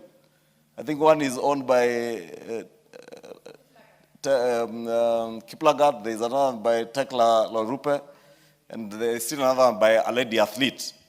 Therefore, it is also good to encourage these athletes as they come back home to reinvest their earnings back at home and improve the facilities so that we develop new talent. And the young Sawe is a product of these training facilities, investments that were made by those who are ahead of him. And that should be a challenge to us, Honorable Speaker. And I say this because I am not, or rather I have not been a very good sports enthusiast. But I have a young girl in my house who just turned 19 last week, but one, who has challenged me to start beginning a keen interest in sports. And that's my daughter Mombi, who is studying sports management. And when she introduced the subject of sports management in my house, I asked her, you want to study sports? What do you want to study? Running, football, or what? Because when I was growing up, there wasn't such a profession.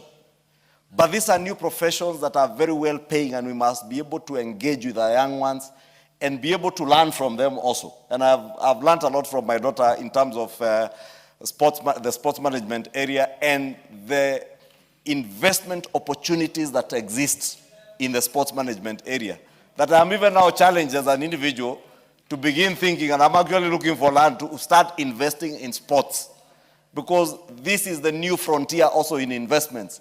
And it has very good returns. Honorable Speaker, look at the games that we all enjoy in football, the Premier League. Those who support Arsenal, those who support Man U and the others, Liverpool, Manchester City, all those good teams. I look at them and I see my friends who are supporters of Arsenal, including my daughter. And I was asking her, you support Arsenal? And I hear they're always losing. And she told me, Daddy, you are hurting me. You cannot say that. And I had to consider now to become an Arsenal fan because of her, to support her at least. But I was also looking at the business opportunities that exist. And these are the opportunities that the government of Kenya, Honorable Speaker, as you said, has realized and appreciated that by investing in sports facilities in Homa Bay, in Kitui, in Wajir, we'll be tapping talent from the local level. And that's why I wanted to disagree with my brother, the member from Mavoko, that stadiums are the beginning point of starting to begin those talents. Because the people of Kitui will never have had a stadium where they can even go and compete. They do not know what an international standard stadia looks like, or the running track. But now they have it in their county. The people of Homa Bay, the Raila Odinga Stadium in Homa Bay, the athletes from Nyanza and other parts of Kenya can now go and practice and train there, and we will have new Sawes in the future, Honorable Speaker. Therefore, let me congratulate Honorable Sawe, as I also congratulate this current administration for the massive investment that we have put, or that this administration, the William Ruto administration, has put in developing sports facilities, from Talanta or Stadium, or what will become the Raila Odinga International Stadium, to the stadium in Homa Bay, to the one in Kitui, to the upcoming one in Wajir, to the one in Bungoma, to the one in Kericho.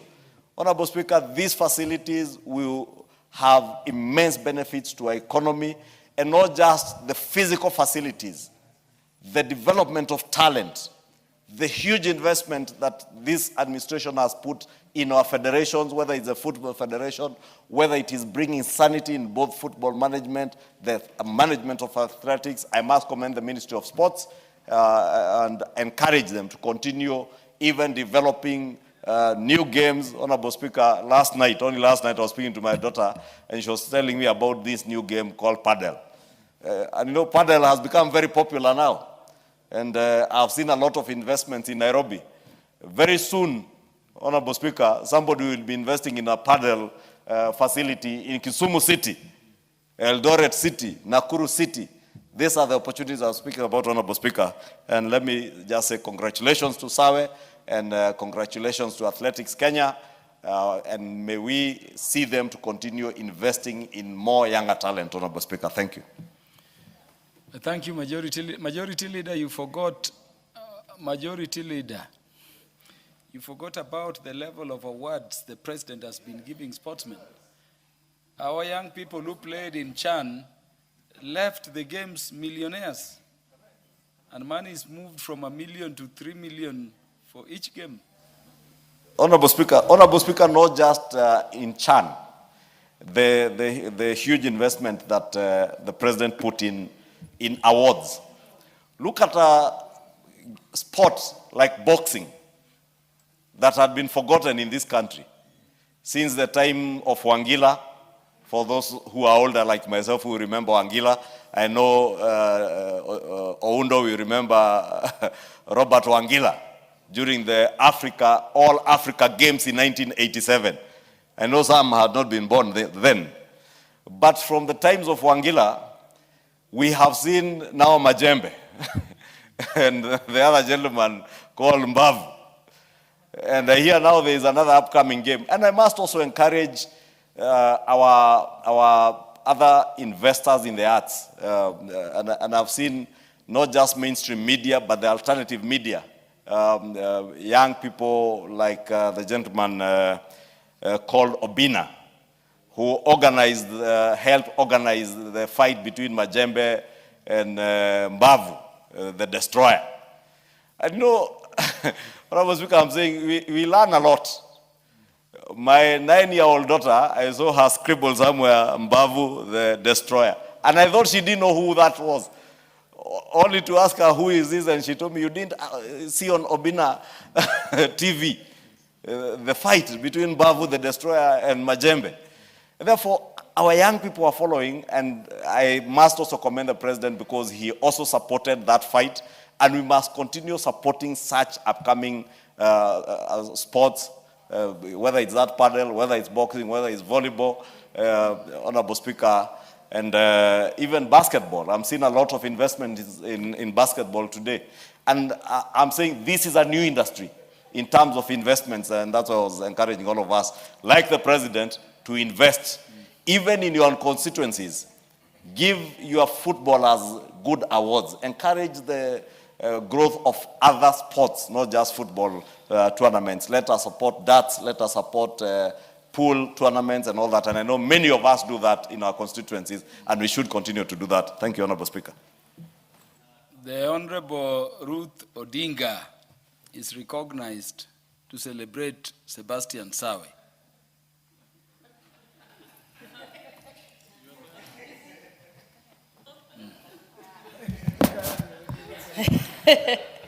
Thank you very much, Mr. Speaker.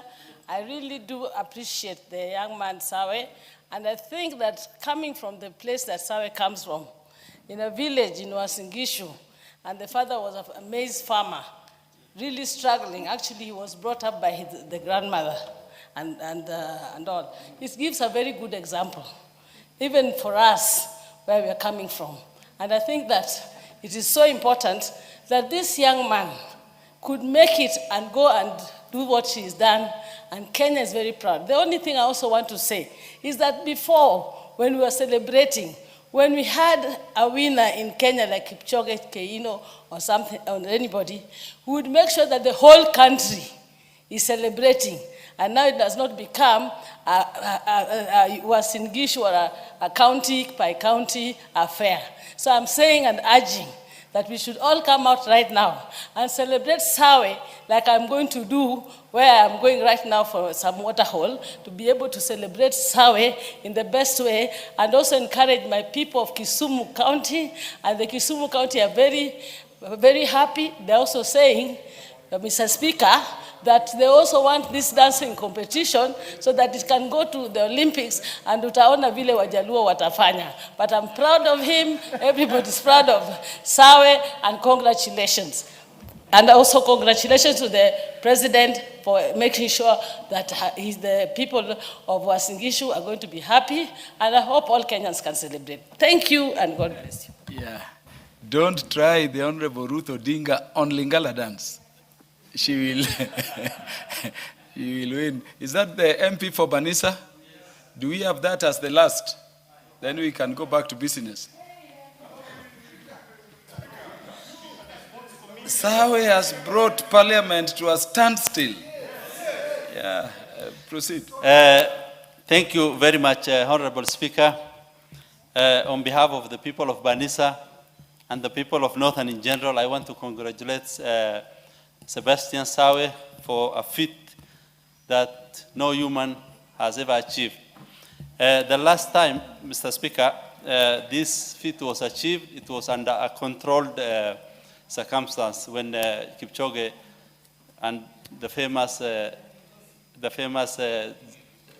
was it called Ineo or? It was called Ineos. Yes, 2.0 was broken, but that was under controlled circumstance. I was reading an article yesterday that this record can still be broken until 154, and the only person now that can do that record, that can reduce that record from 159.30 to 154 is Sebastian, and we congratulate him. We are proud of him, and as you know, sport is a unifying factor. In fact, against the background of what is happening between our Wakamba brothers and our Somalis, we need such things to calm the nation down. And yes, and we will support and congratulate every Kenyan in his own place who achieves such a wonderful and such a feat. The other thing, Mr. Speaker, is that the people from my region are also known for marathon skills. I remember 10 years ago, 4 men from my region chased down a cheetah, caught it, and brought it to KWS. Yeah, it is. And if that talent could have been tapped, cheetahs, if you don't know, cheetah can run 100 kilometers per hour. We outran the cheetah, yes. Read it, you will see. 10 years ago, it was in the BBC documentary, I saw it. We ran down a cheetah, caught it, and took it to KWS. If we could have had the opportunity to have, talent nurturing, institution in our places, then we could have nurtured such kind of talent, which I believe exists. Where I come from in Banisa, we neighbor Ethiopia, the highlands of Ethiopia, and we come from Kenya. No, so if we, fuse these two talents of Ethiopia and Kenya together, I believe we will get a lot of sportsmen and marathon runners from my place. Mr. Speaker, let me keep it brief like that, but I will also want to again congratulate Sawe and other Kenyans who have achieved such feat before. And I believe there are many Kenyans, and I believe this record will be broken by a Kenyan again. Thank you very much, Mr. Speaker.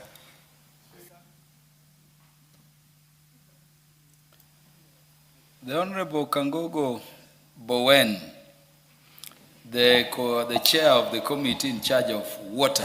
Thank you, Mr. Speaker, for giving me this opportunity also to congratulate Sebastian Sawe for breaking the world record in marathon, Honorable Speaker. Honorable Speaker, I'm happy that as a country, we are celebrating our own Kenyan for breaking a record. Mr. Speaker, Kenya is a country of many talents.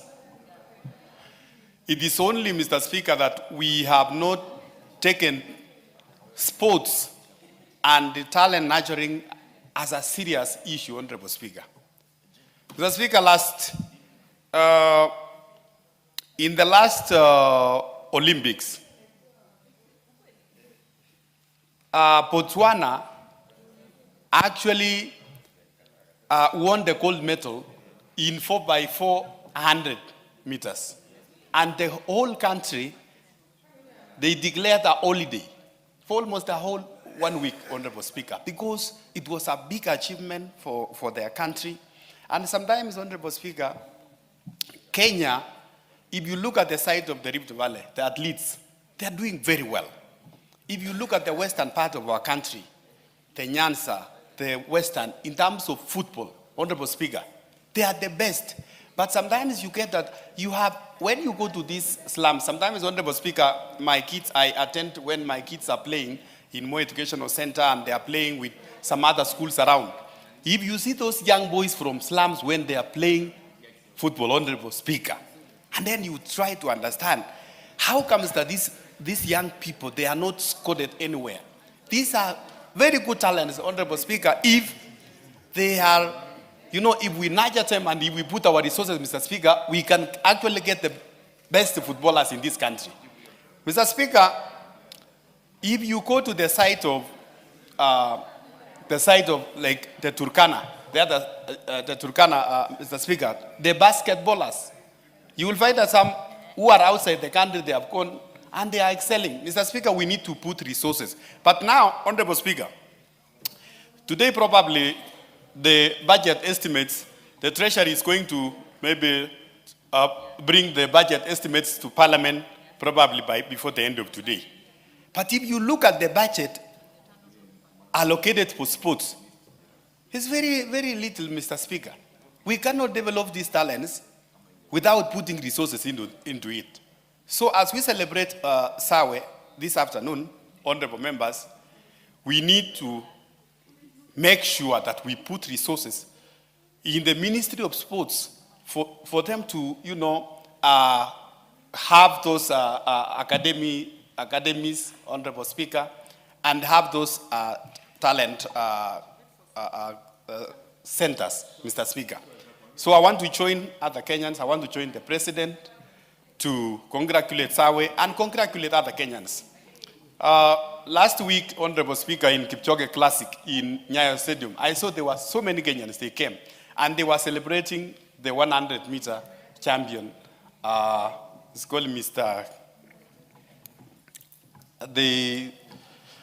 Omanyala.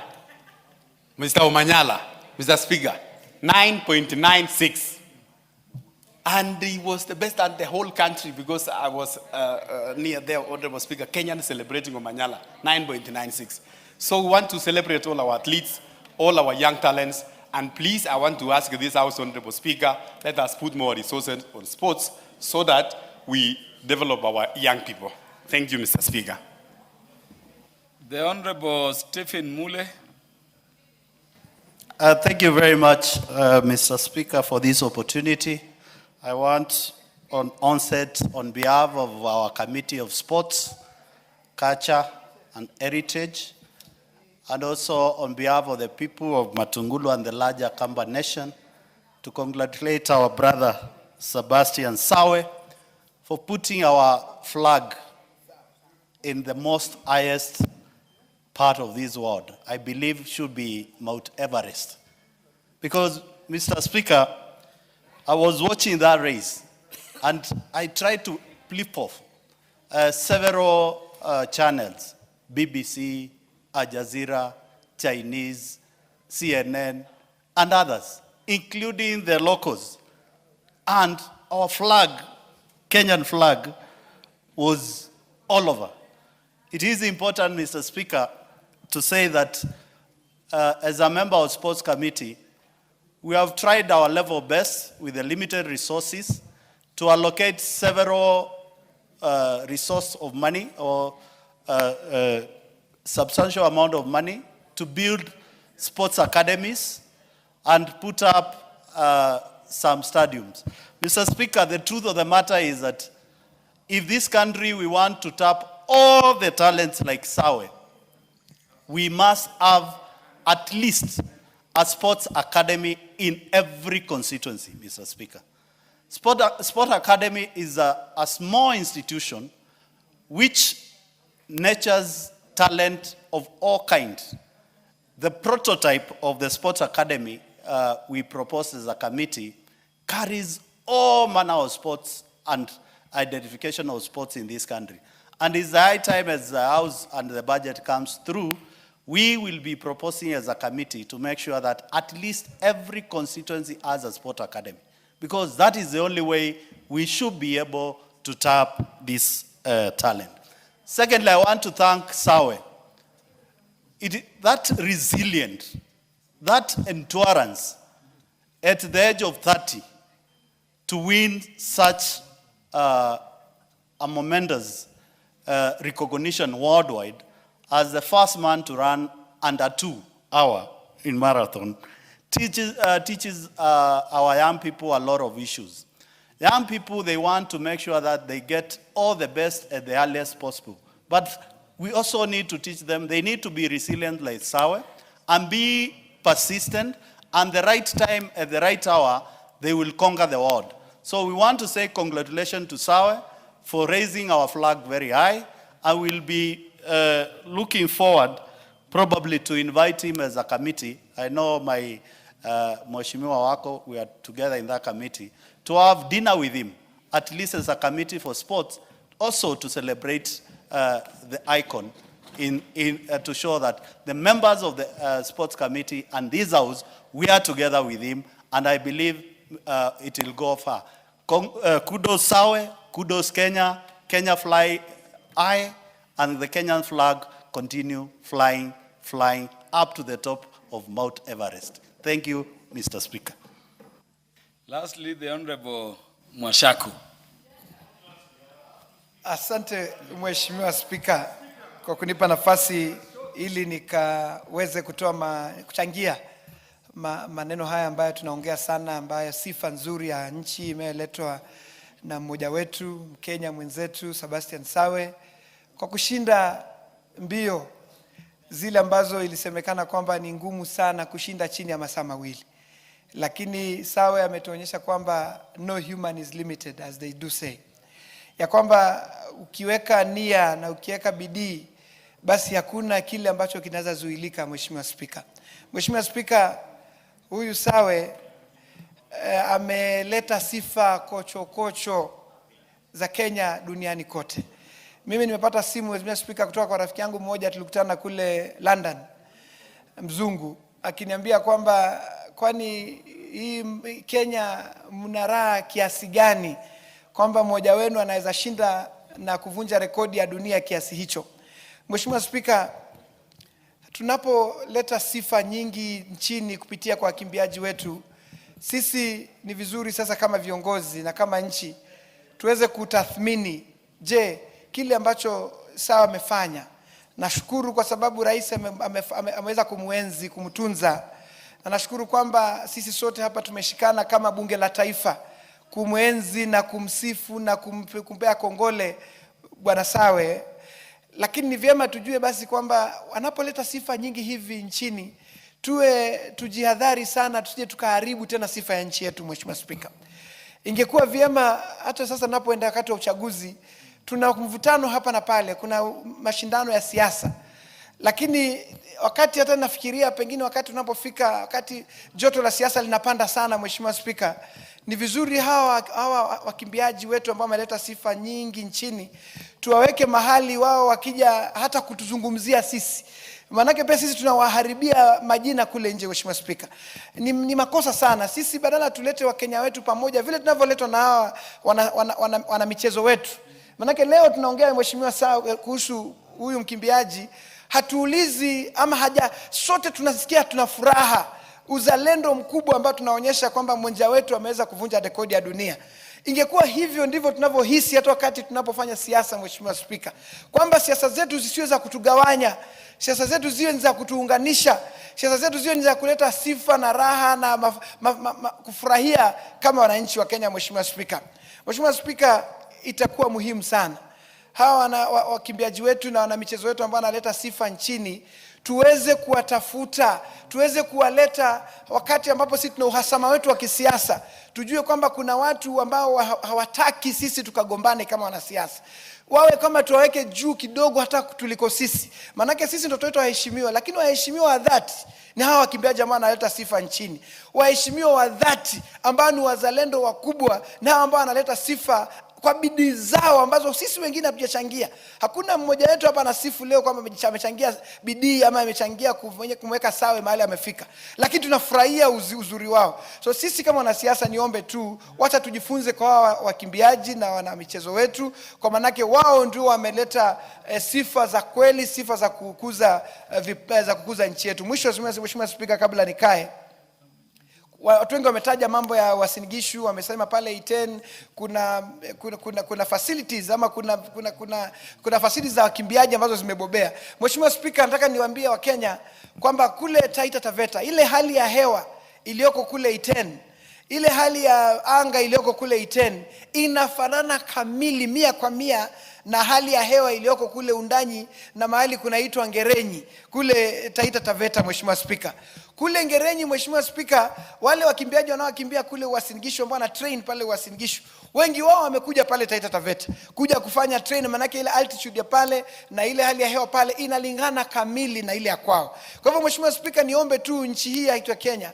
kando na kuwekeza sehemu zile wakimbiaji wanatoka, tuombe sana uwekezaji huo uextend ama upelekwe hadi kule Taita Taveta mahali kuna pale Ngerenyi. Tulianzisha training ndogo ama center ndogo ya watu kufanya mazoezi ya kukimbia, na tunatafuta hela. Mheshimiwa Spika, kuna mmoja wetu ambaye alikuwa ni mbunge hapa katika bunge letu hili, anaitwa Mheshimiwa Mazdin Madoka, alikuwa pia waziri. Alianzisha Madoka Marathon kule Taita Taveta na imekuza vipawa vingi. Kuna mkimbiaji anaitwa Panuel Mkungo, Mheshimiwa Spika, umjui huyo? Tutamwenzi siku, manake ameshinda half marathons nyingi Ulaya, kule Amerika, na ni wale ambao wamekuwa kutoka katika zile facilities zilizoko pale Taita Taveta.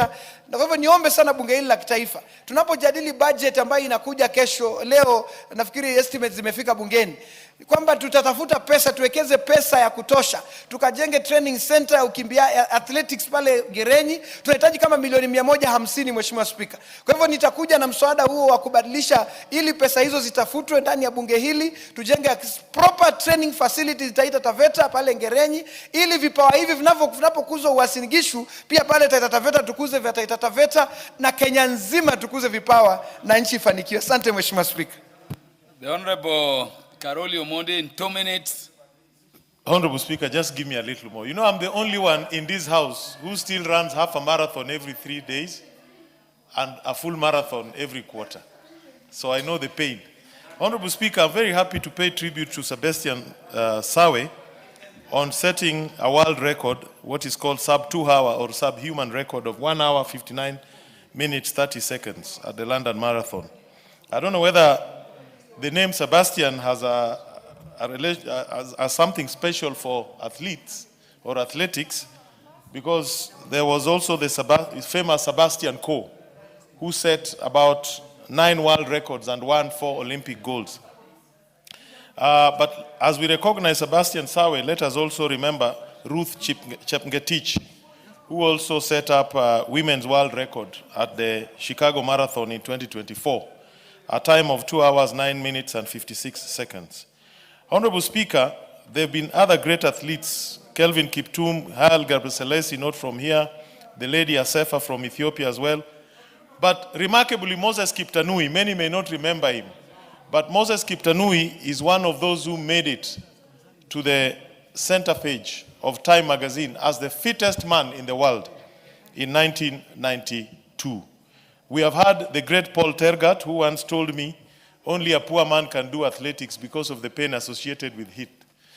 If you are rich, comfortable, you cannot engage in painful sports.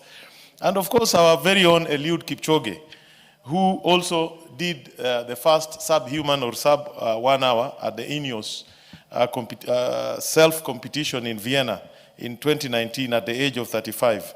A time of 1 hour, 59 minutes, 40.2 seconds. But, Honorable Speaker, I would like to make a suggestion that the government should take this matter seriously and copy what is being done in the UK. In the UK, they have something called the Pipeline of Future Champions, a futures program, which identifies potential athletes or potential sportsmen, provide coaches to them, give them development plans and assistance, and help them participate in competitions. Most of our athletes, we only recognize them when they win. Then we come out to celebrate them and to talk loud about it. But we don't have a futures program.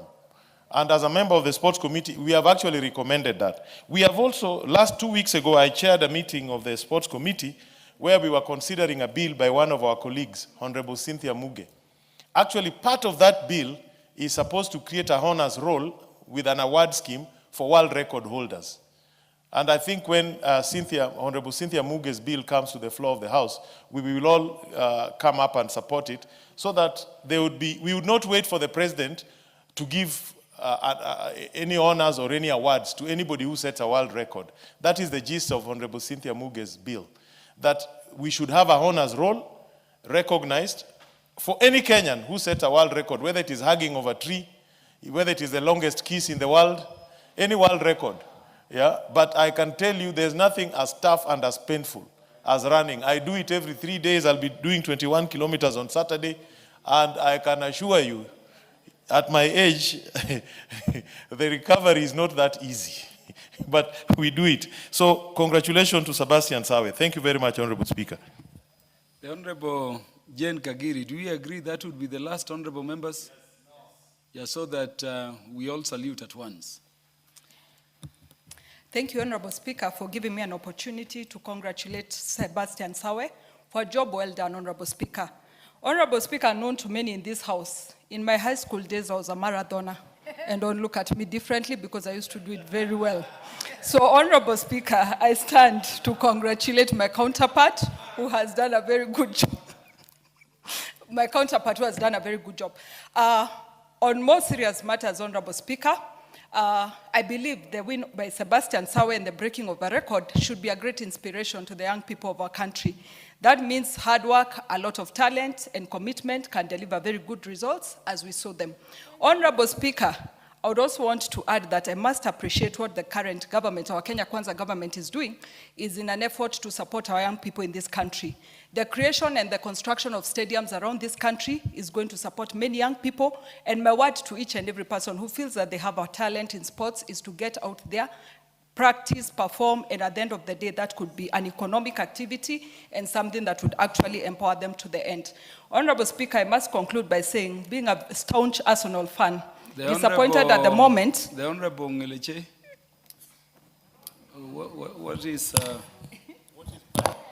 Thank you, Honorable Speaker. The thing that is burning, Mr. Speaker, is I have just remembered that since the day Sebastian broke the world record, all the newspapers and leading media houses in the world made him the headline, except the Kenyan newspapers, whereby the politics were in the headline. I want to urge the media houses in Kenya, Mr. Speaker, to be patriotic, at least to learn and appreciate. Order! You know, Honorable Ondo, she's on a point of order. Yes. Mr. Speaker, I want to urge all the media houses and even Kenyans who have the airtime to at least appreciate the young upcoming people of Kenya. It is not about politics each and every time. It is not about politics 24 hours. Mr. Speaker, kindly protect me from Honorable Karoli. In fact, he's giving me a title that doesn't belong to me, Mr. Speaker. Honorable Karoli, the Honorable Ngeleche is our best female basketballer, the best female netballer as Bunge team. She will be heard in silence. Thank you. Thank you, Mr. Speaker. That was what I was just encouraging, because I was expecting each and everything in Kenya to come to a standstill to celebrate him. Just the way State House today came to a standstill, Jomo Kenyatta International Airport, and even this particular house, Mr. Speaker, the members have shown a very big support and appreciation to the athlete. Thank you. Thank you. Conclude your your contributions, Honorable Jane Kagiri. Thank you, Honorable Speaker. I continue with my contribution. And Honorable Speaker, before we got the point of information, I was informed in this Honorable House that I'm a staunch Arsenal fan. However, Honorable Speaker, every time I support Arsenal, I feel guilty because I would want to be a stronger supporter of Nanyuki Stars, Nyahururu Stars, Gedega Stars, teams from my own county. So, Honorable Speaker, as our government continues constructing these stadiums and places of sports activities, I believe we are going to grow our talents and will become international renowned players as well as Maradonas and also sports people. Finally, Honorable Speaker, in support of what my colleague has said, it was very disappointing to see that our whole nation, all our press houses, none of them thought it important to first cover the win by Sebastian Sawe. It is a humble plea for us to be extremely patriotic as a country, appreciate and encourage the people who do good things for our country. Because it's in that spirit, Honorable Speaker, that Kenya will be known for the good things, and it's not only the bad things that we need to keep speaking about. Thank you, Honorable Speaker. The Honorable Adan Kainan, because of rank. Thank you, Mr. Speaker. Mr. Speaker, one of the things that the framers of the current constitution have thought of is to have cultural diplomacy as one of our foreign policy pillar. And they were not fools. I'm sure some of them were your colleagues in the legal practice. And within that cultural diplomacy is sporting diplomacy. Mr. Speaker, countries are known. Countries are known for different events. In Kenya, we are lucky. We have born, people who are just sportsmen and women. What we are lacking is the patriotism to encourage them so that we continue creating an international niche for this country as a sporting nation. Mr. Speaker, it's not just enough to come to this place whenever one of us clinches an international title that we come and say we commend. Sawe has done it. Many others have done it. But what have we done as leadership? What have we done as a country to celebrate not only those who are performing, but those young ones who are still lacking an opportunity to join the league of those who have also made, not only within our international boundaries, but to the global village. Mr. Speaker, we must have, and I want the leader of majority to listen to this, we must have a deliberate policy. Leader, you have an opportunity. These sportsmen and women, pursuant to our foreign policy, must be supported through budgetary provisions, through incentives, Mr. Speaker. And Mr. Speaker, you realize the world is a global village. By that headline of what is called New York Times, the London Economics, many people will want to come and visit the village of Mr. Sawe as part of tourists, international tourists. These are things that we must cultivate. That special ministry called Ministry of Culture, Sports, and whatever must do everything humanly possible. Somebody was asking me, are there sportsmen and women in northern Kenya? I say, we have some of the most talented youth. The only thing they are lacking is an opportunity. But this regime is making attempts to reach out to them. And very soon, we'll have Mohammed Sawe, we'll have Khadija Sawe from northern Kenya, Mr. Speaker, because they are also getting the opportunity. Mr. Speaker, this country is a blessed country. Blessed in the sense that we have some of the best brains, not only in the human resource capital, but in every field. Look at our neighbors. Every time right now, we see politics. I like what our good lady has said. Patriotism is not something that can be forced. We must inculcate this culture. We must be loyal to this country. We do not have a spare country. The only country that we have that protects us, that gives us an image, that all of us must be duty-bound constitutionally to promote, to project, and to protect is my motherland, Kenya. I don't have any other motherland. This motherland is so dear. It must remain above our day-to-day political frames, Mr. Speaker. That is the only way. And in many countries, look at Israel, look at Saudi Arabia, look at the Emirates, look at the United States of America. These countries, the citizens disagree on petty things. But when it comes to anything that touches on their sovereignty, on their identity, they all coalesce around and say, this one goes beyond politics. In Kenya, we behave as if we have nothing else left. So I want to commend the government. Mr. Sawe, wherever you are, we are very proud of you. Continue being an example to many youth who lack an opportunity. My final word of advice to Sawe. Many youths have got into a trap. I'm sure right now you are very famous. I know where you are. I want to talk to you directly as a father. Where you are, you have made money. You have earned a name. Don't waste your money into the clubs. Invest. Invest. Marry. Train many others. That is the only way you will be a living example to many other youths. We don't want to hear Sawe was in a club. We don't want to hear Sawe was somewhere else. And I'm offering this unsolicited free advice as a father, as a grandfather. That is the only way we'll be very proud of you. To the parents of Sawe, this is the time when you should hold your son, and guide him to the path of those many Kenyans who have got an opportunity and succeeded. I wish you well, and I hope and pray that many other youths will succeed in the sporting field the way Sawe has succeeded. Thank you, Mr. Speaker. Thank you, Honorable Adan Kainan. I will not be given majority leader if Honorable Jamatia didn't say a word on this.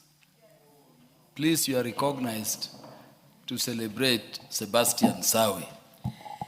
Thank you so much, Mr. Speaker. I also want to take this opportunity to celebrate and congratulate our Star of the Year 2026, Mr. Sebastian Sawe, Kimaru Sawe. And Mr. Speaker, I come from the Kalenjin nation. The honors of the field. I come from Baringo, where Mr. Tergat became the Olympic champion for the longest. He has trained many Kenyans all over the country in our place called Cabernet. And Mr. Speaker, one thing about Kenya is when we do it to our best.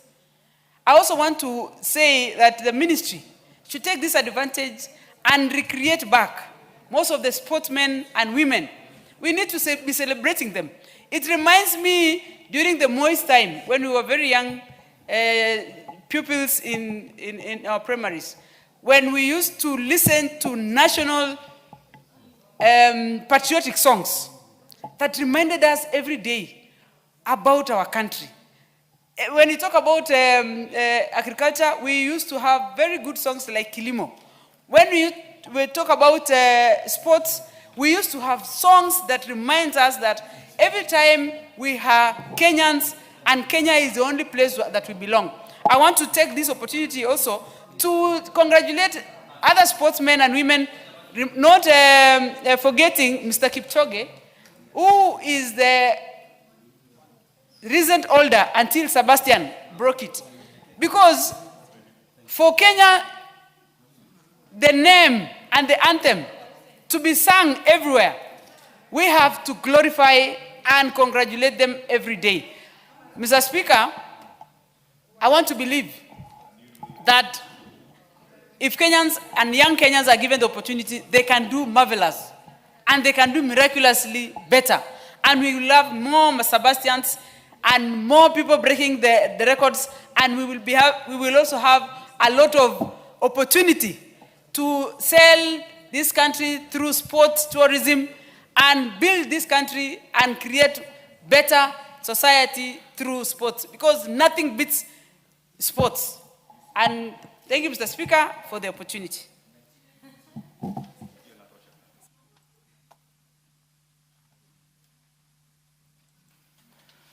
The Honorable Wandeto. Thank you, Speaker. I also rise to bring my very warm congratulations to Sebastian Sawe for this earth-shaking feat that he has achieved by running the marathon in less than 2 hours.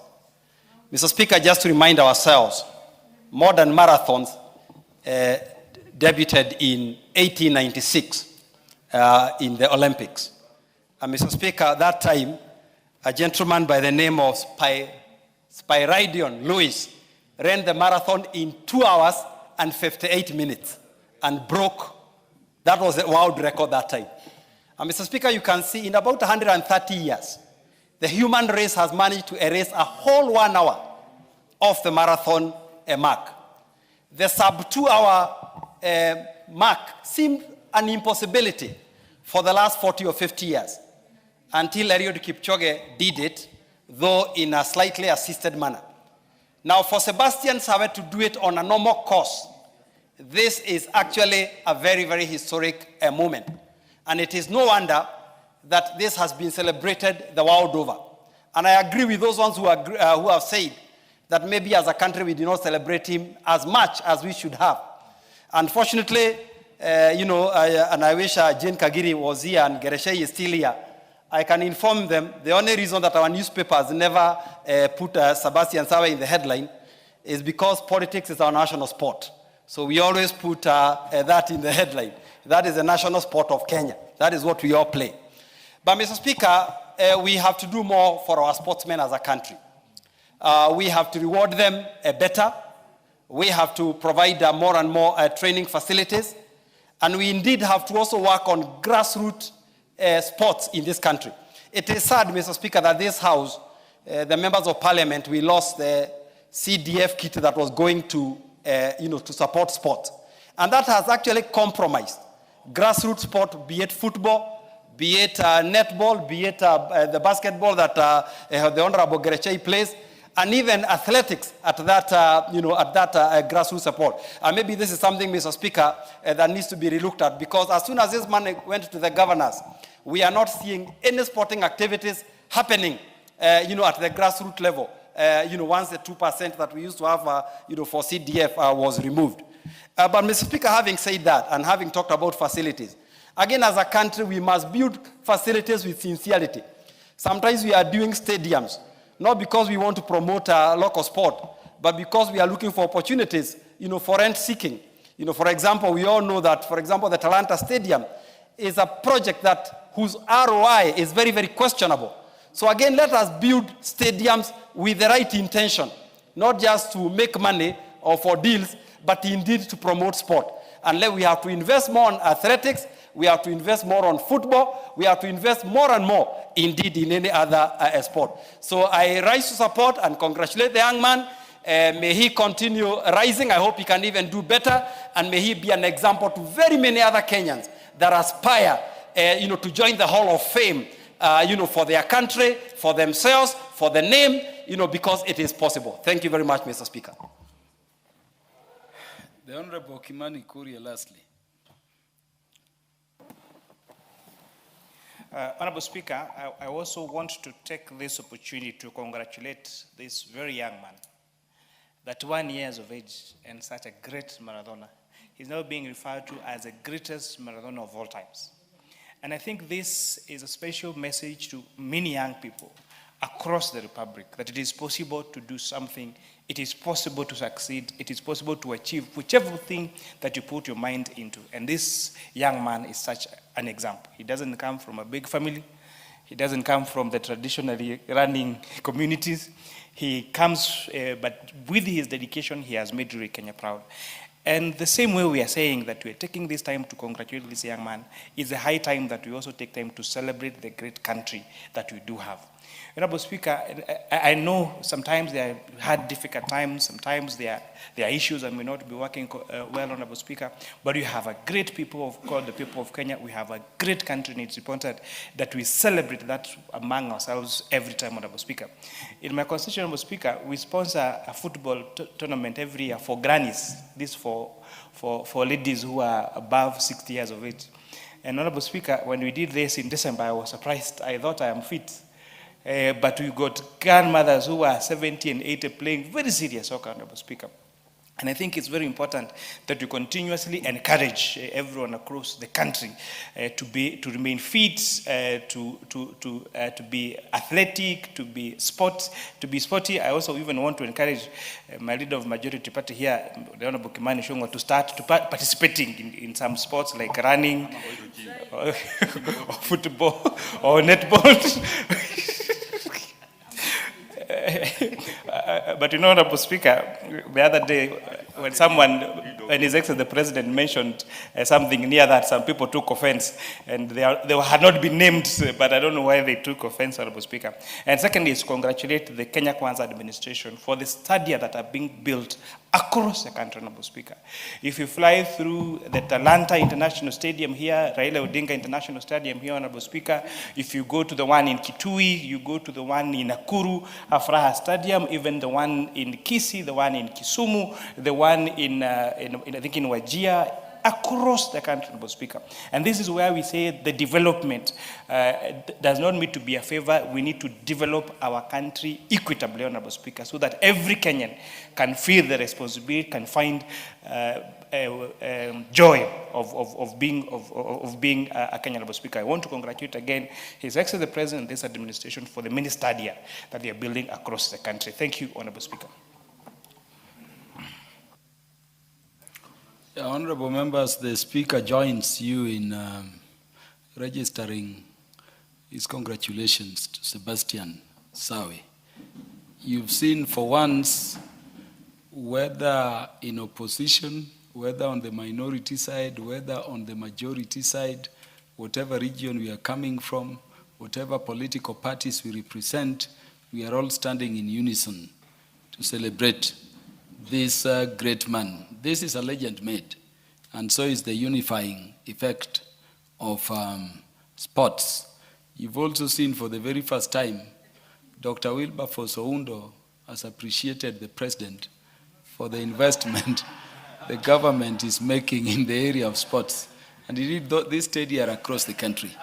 So may the success of Sawe be an encouragement to other Kenyans to be also patriotic, to raise the flag of Kenya, and be a good motivation for other young Kenyans to also come up and to excel and to lift the name of the country. We will revert to the papers, to the statement by the Leader of Majority. Sorry, Leader of Majority. Thank you, Honorable Speaker. Honorable Speaker, that is the beauty of sports. Brings us all together and has no equal. Honorable Speaker, pursuant to the provisions of Standing Orders 44.2a, I rise to present the following statement on behalf of the House Business Committee, which met on Tuesday, 28th April 2026, to prioritize business for consideration during the week. Allow me to commend the leadership of the House, our committees and members for the dedication and cooperation exhibited in the session so far, as we come to the end of the first part of this session. There's no doubt that the collective effort and collaboration that we have exhibited as a House has enabled us to transact quite substantial business that required our consideration during this part of the session. Honorable Speaker, going by our calendar of regular sittings, we are due for a long recess, commencing tomorrow, Friday, 1st May 2026, and we resume sittings on Tuesday, 26th May 2026 at 2:30 p.m.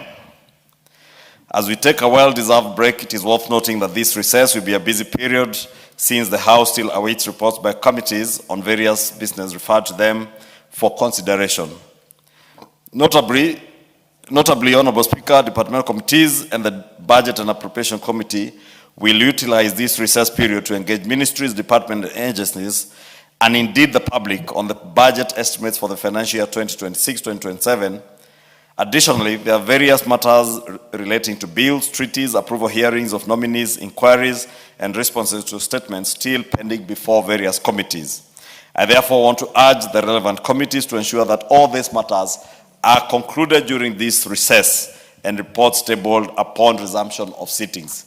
Honorable Speaker, it's worth noting that we have cut this resource according to our normal calendar by a week to allow us to be in time for the National Prayer Breakfast, which will fall within the week, the Thursday that we resume, Thursday of 28th May 2026. And therefore, as much as it's part of our long recess, it's shorter than ordinary, and therefore committees will have a very stringent timelines to be able to consider, especially the budget estimates, engage with ministries, and also be able to engage with the Budget and Appropriations Committee within that short period of only 3 weeks to be able to table their reports before the Budget and Appropriations Committee and allow the Budget and Appropriations Committee to table their report on the budget estimates as soon as we resume.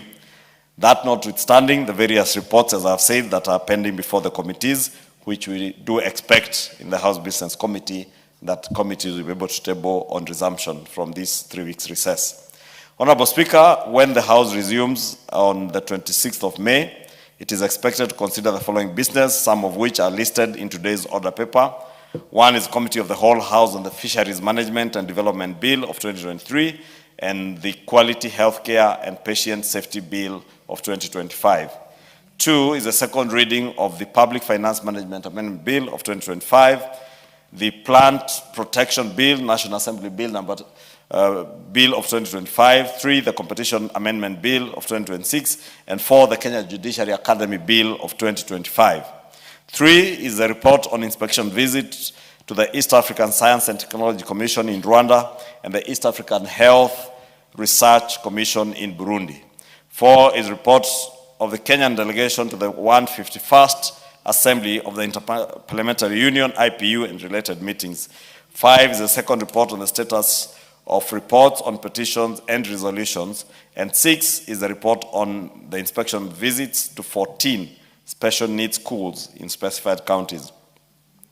Honorable Speaker, in conclusion, allow me to wish members a wonderful recess period as they spend time with their families, their constituents, and engage in important committee work during this working recess, and also wish them a proper time to retreat, rejuvenate, and also discharge their parliamentary and other county obligations in line with your duty of representation and oversight. I now wish to lay this statement on the table of the House. Thank you, Honorable Speaker. Thank you, Majority Leader. We now revert to order number 5. Papers.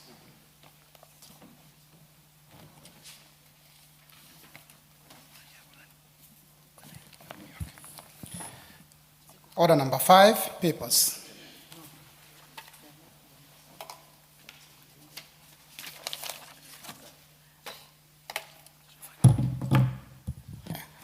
Thank you, Honorable Speaker. Honorable Speaker, I beg to lay the following papers on the table of the House today, Thursday, 30th April 2026. In line with that statement, Honorable Speaker, 1 is the National Executive Budget Estimates for the financial year 2026-2027 and the medium term, and the following accompanying documents. A, the Program Performance Budget Report for the financial year 2026-2027. B is estimates of recurrent and development expenditure for the financial year 2026-2027. C is estimates of development expenditure for the financial year 2026-2027. D is a list of projects for the financial year 2026-2027. E is a budget summary for the financial year 2026-2027. F is estimates of revenue, grants, and loans for the financial year 2026-2027. G is the financial statements for the financial year 2026-2027 budget. And H, estimate of revenue and expenditure for state corporations. 2 is the budget estimates and the medium term of Judicial Service Commission, vote 2051 for the financial year 2026-2027, and the Judicial Service Commission subsector report for the financial year 2026-2027 to 2028-2029 from the Judicial Service Commission. 3 is reports of the Auditor General and the financial statements for the financial year ended 30th June 2023 and the certificates therein in respect of A, the Kenya National Highways Authority Mortgage Scheme, and B, Olkalao Vocational and Training College. 4 is reports of the Auditor General and the financial statements for the year ended 30th June 2024 and the certificates therein in respect of the following: Kenya National Highways Authority Mortgage Scheme, National Health Insurance Fund, Estate Agents Registration Board, Pamoja African Alliance, Kenya African Democratic Union, Asili, Kadu Asili, and Olkalao Vocational and Training College. 5 is reports of the Auditor General and the financial statements for the financial year ended 30th June 2024 and the certificates therein in respect of the following: Elwak Technical and Vocational College, Kimasian Technical and Vocational College, State Department for Foreign Affairs, Bomet Central Technical and Vocational College, Sotik Technical and Training Institute, University of Kabianga Enterprise and Services Limited, Office of the Controller of Budget, Staff Retirement Benefit Scheme, Consolidated Fund Services, Salaries, Allowances, and Miscellaneous Services, Kasarani Technical and Vocational College, St. John's Teachers Training College, Kilimambogo, All Kalau Vocational and Training College, Public Health Officers and Technicians Council, Kenya National Highways Authority Mortgage Scheme, and finally, Procurement Audit of Malindi Integrated Social Health Development Program. Thank you, Honorable Speaker. And Honorable Speaker, as I have indicated, the estimates, budget estimates for the financial year 2026-2027 having been tabled, it is now officially product of the House, and committees can begin work beginning Monday. Thank you, Majority Leader. Honorable members, I also wish to confirm that the Cabinet Secretary for National Treasury has submitted the following documents together with the estimates. The draft Finance Bill 2026, 2, the draft Kenya Revenue Authority Amendment Bill 2026, and 3, the draft Road Maintenance Levy Fund Amendment Bill 2026. Chairperson, Departmental Committee on Finance and National Planning. Honorable Speaker, I beg to lay the following paper on the table of the House today, Thursday, the 30th of April 2026. Report of the Departmental Committee on Finance and National Planning on its consideration of the East African Community custom proposals for the financial year 26-27. Honorable Speaker, this is the first time that these proposals are coming before this House. COFEC did sue Honorable Speaker National Treasury, and the court gave a directive that before any proposals are taken to EAC by the ministers, they must come for this House, Honorable Speaker, for approval. So this particular the stay of application measures being put here are temporary adjustments to the EAC custom rates to address, among others, domestic economic priorities. This adjustment, Honorable Speaker, are used to protect our local industries, to safeguard revenue, and to correct market distortions, including undervaluation and miscalculation of imports. I beg to lay, Honorable Speaker.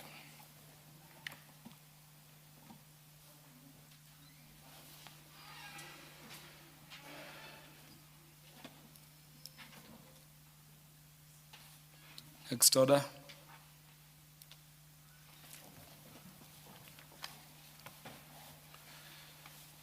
Order number 8, motion, report on public petition number 021 of 2025 regarding access to health care by cancer patients in the country. Mover to reply.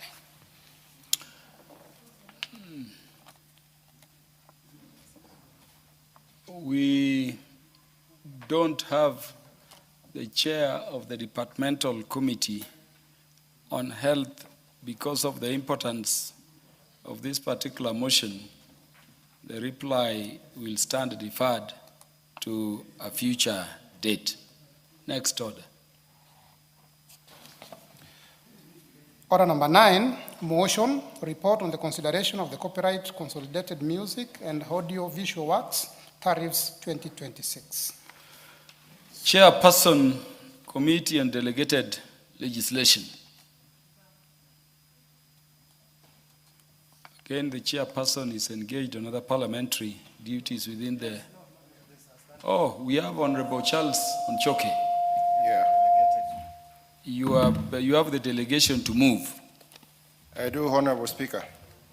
Yes, so you have the leave of the Speaker to proceed and move. Honorable Speaker, I beg to move that this House approves the report of the Copyright Consolidated Music and Audiovisual Tariffs 2026-2028, legal notice number 4 of 2026, which was published in the Kenya Gazette of 29th January 2026, submitted to the Clerk of the National Assembly on Thursday, 12th February 2026, and tabled by the Deputy Leader of Majority on Tuesday, 17th February 2026, in line with Section 11, Subsection 1 of the Statutory Instruments Act, Chapter 2A.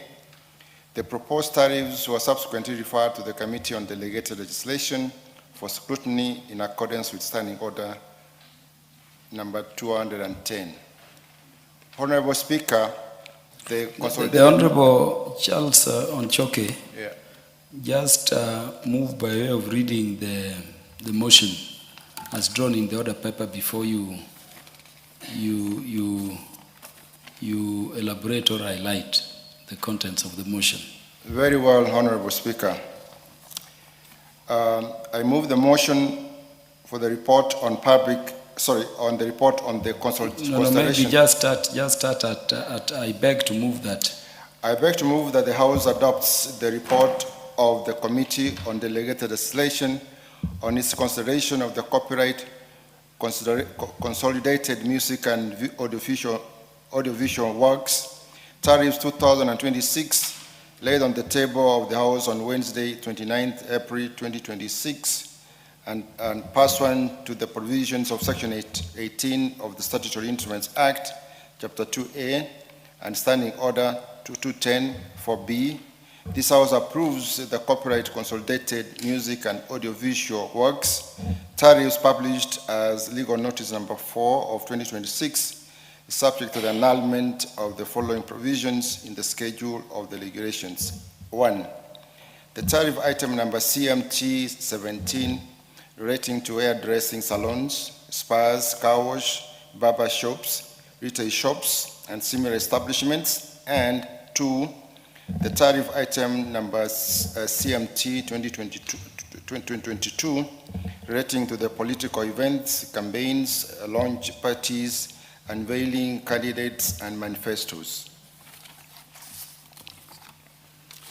Honorable Speaker, I beg that this House approves the report of the copyright consolidated music and audiovisual tariffs 2026-2028, legal notice number 4 of 2026, which was published in the Kenya Gazette on 29th January 2026, submitted to the Clerk of the National Assembly on Thursday, 12th February 2026, and tabled by the Deputy Leader of Majority on Tuesday, 17th February 2026, in line with Section 11, subsection 1 of the Statutory Instruments Act, Cap 2A. The proposed tariffs were subsequently referred to the Committee on Delegated Legislation for scrutiny in accordance with Standing Order 2010. Honorable Speaker, the Consolidated Music and Audiovisual Works Tariffs 2026-2028 seek to provide a harmonized, transparent, and predictable tariff structure for the licensing and use of music and audiovisual works in Kenya. The introduction of a unified tariff system is aimed at streamlining licensing, enhancing compliance, and improving royalty collection for the benefit of the rights holders. Accordingly, the tariffs are therefore central to strengthening Kenya's creative economy, a sector that continues to play an increasingly important role in creating employment opportunities for the youth. Further, Honorable Speaker, the committee recognizes that the tariffs are aligned with the government's policy for economic development, particularly in advancing the growth of micro, small, and medium enterprises and the expansion of the digital and creative economy. In this regard, a structured and enforceable tariff regime ensures that creators such as Honorable Felix Oduor, who is not here, Sagero, Makukumba, and the rest, are compensated, ensures uniformity, and enhances the sustainability of the creative industry. Therefore, without such a framework, creators will remain underpaid, piracy will persist, and consequently the sector will fail to realize its full economic potential. In addition, many users of copyrighted works are themselves micro, small, and medium enterprises operating within constrained economic conditions. These include businesses in hospitality, transport, retail, fitness, and entertainment sectors. It is therefore imperative that the tariff framework strikes a careful balance between ensuring fair compensation for creators and maintaining the sustainability of small businesses. Honorable Speaker, in examining the proposed tariffs, the committee was guided by the Constitution, the Statutory Instruments Act, the Interpretation and General Provisions Act, and the Copyright Act. The committee also considered the High Court decision in High Court Constitution and Human Rights Petitions number E076 of 2024, Mundia versus Kenya Copyright Board, and 5 others on 29 July 2025, which underscored the requirement for reasonable, meaningful, and effective public participation in the development of statutory instruments. In its scrutiny of the copyright, consolidated music and audiovisual tariffs of 2026-2028, the committee made the following observations. A, that the regulations were published in the Gazette on 29 January 2026 via legal notice number 4 of 2026, submitted to the Clerk of National Assembly on Thursday, 12 February 2026, and tabled by the Deputy Leader of Majority on Tuesday, 17 February 2026, being within the requisite statutory timelines under Section 11, Subsection 1 of Statutory Instruments Act, Chapter 2A. B, that the proposed tariffs allow Kenya to move forward in strengthening its copyright framework while ensuring that the regulatory environment remains fair, inclusive, and compliant with the law. C, that the tariff item CMT 17 relating to hairdressing, spas, car wash, barber shops, retail shops, and similar establishments is overly broad and lacks clear differentiation, which may result in inequitable application across distinct business categories. D, that the tariff item CMT 2022 relating to political events, campaigns, launch parties, unveiling candidates and manifestos impose financial obligations that may limit political participation, thereby undermining political rights as envisaged under Article 38 of the Constitution of Kenya 2010.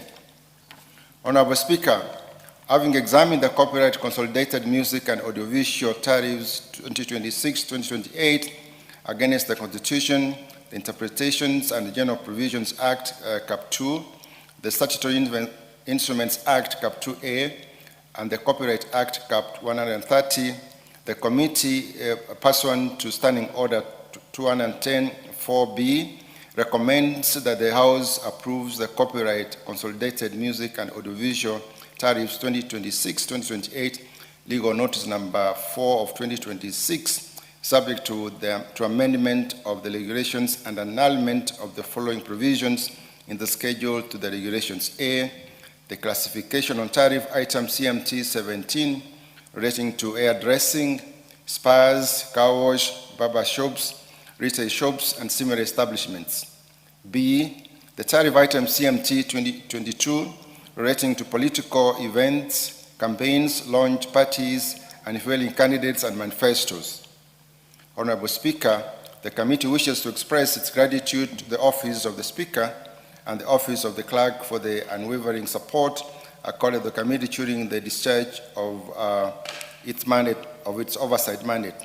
We also recognize the commitment and the dedication of the committee members and the technical team for their excellent work.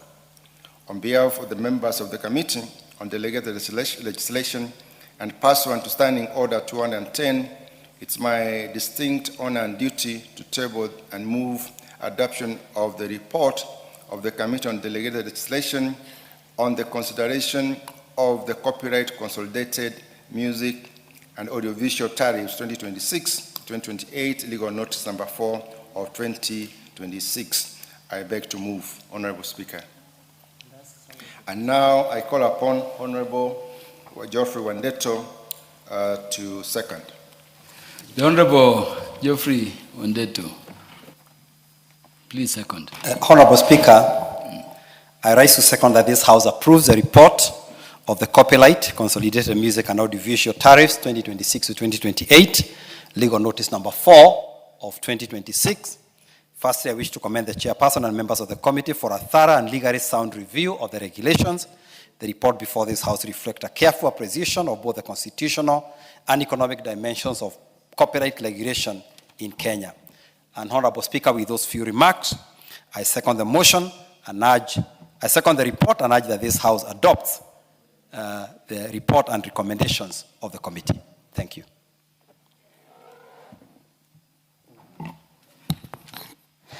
Honorable members, I propose the question that this House adopts the report of the Committee on Delegated Legislation on its consideration of the copyright, consolidated music and audiovisual works tariffs 2026, laid on the table of the House on Wednesday, the 29th day of April 2026, and pursuant to the provisions of Section 18 of the Statutory Instruments Act, Cap 2A, and Standing Order 210 4B, this House approves the copyright, consolidated music and audiovisual works tariffs, published as legal notice number 6 of 2026, subject to the annulment of the following provisions in the schedule to the regulations. 1, the tariff item number CMT 17, relating to hairdressing salons, spas, car wash, barber shops, retail shops, and similar establishments. And 2, the tariff item number CMT 22, relating to political events, to campaigns, launch parties, unveiling candidates, and manifestos.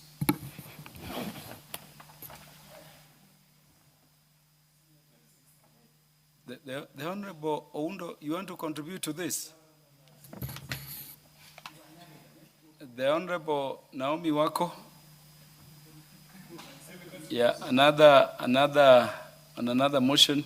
The Honorable Kimani Kuria, the Chair, Departmental Committee in charge of Finance and National Planning. Thank you, Honorable Speaker. Honorable Speaker, was having the discussion with the mover of this particular motion. And I'm impressed, Honorable Speaker, that the committee have proposed annulment of most of those particular tariffs, Honorable Speaker, because some of those tariffs would have hurt small businesses, Honorable Speaker, in this country. Honorable Speaker, it is very important that this House rises to the occasion to support entrepreneurship and to support businesses. At a time, Honorable Speaker, when there are all these tariffs that are, for example, charged by county governments. Honorable Speaker, it's interesting, some of these counties charge businesses fire extinguishers fees, Honorable Speaker, and they don't even have a fire engine in that particular county, Honorable Speaker.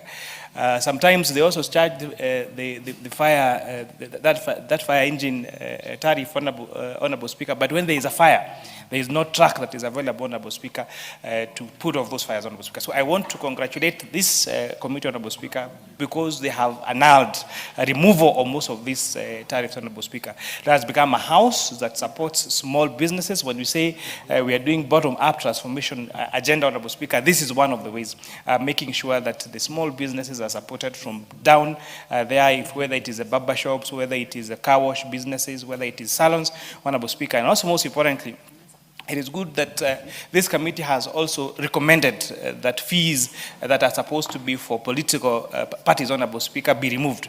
So that, Honorable Speaker, there is more engagement, there is more freedom of speech, there is more freedom of political competition, Honorable Speaker. It would be great if, Honorable Speaker, even in the next election, there are as many parties as possible for any particular candidate, so that Kenyans are able to select which candidates to elect, Honorable Speaker, based on the merits, based on the ethics, based on the skill set of this particular people, Honorable Speaker. You know, I was having a discussion with some of my constituents this morning, Honorable Speaker, on the political competition we are in this country.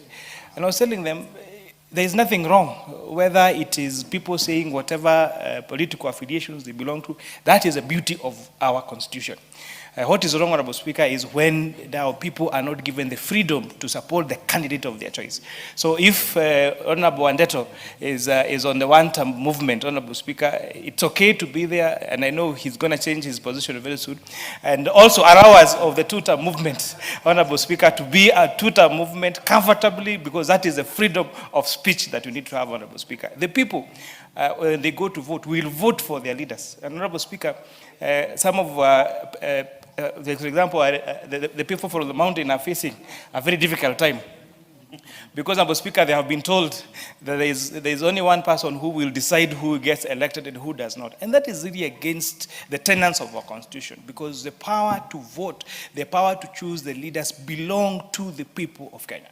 And therefore, I want to echo the words the President said, that nobody should be threatened that you will not be elected because of this or the other.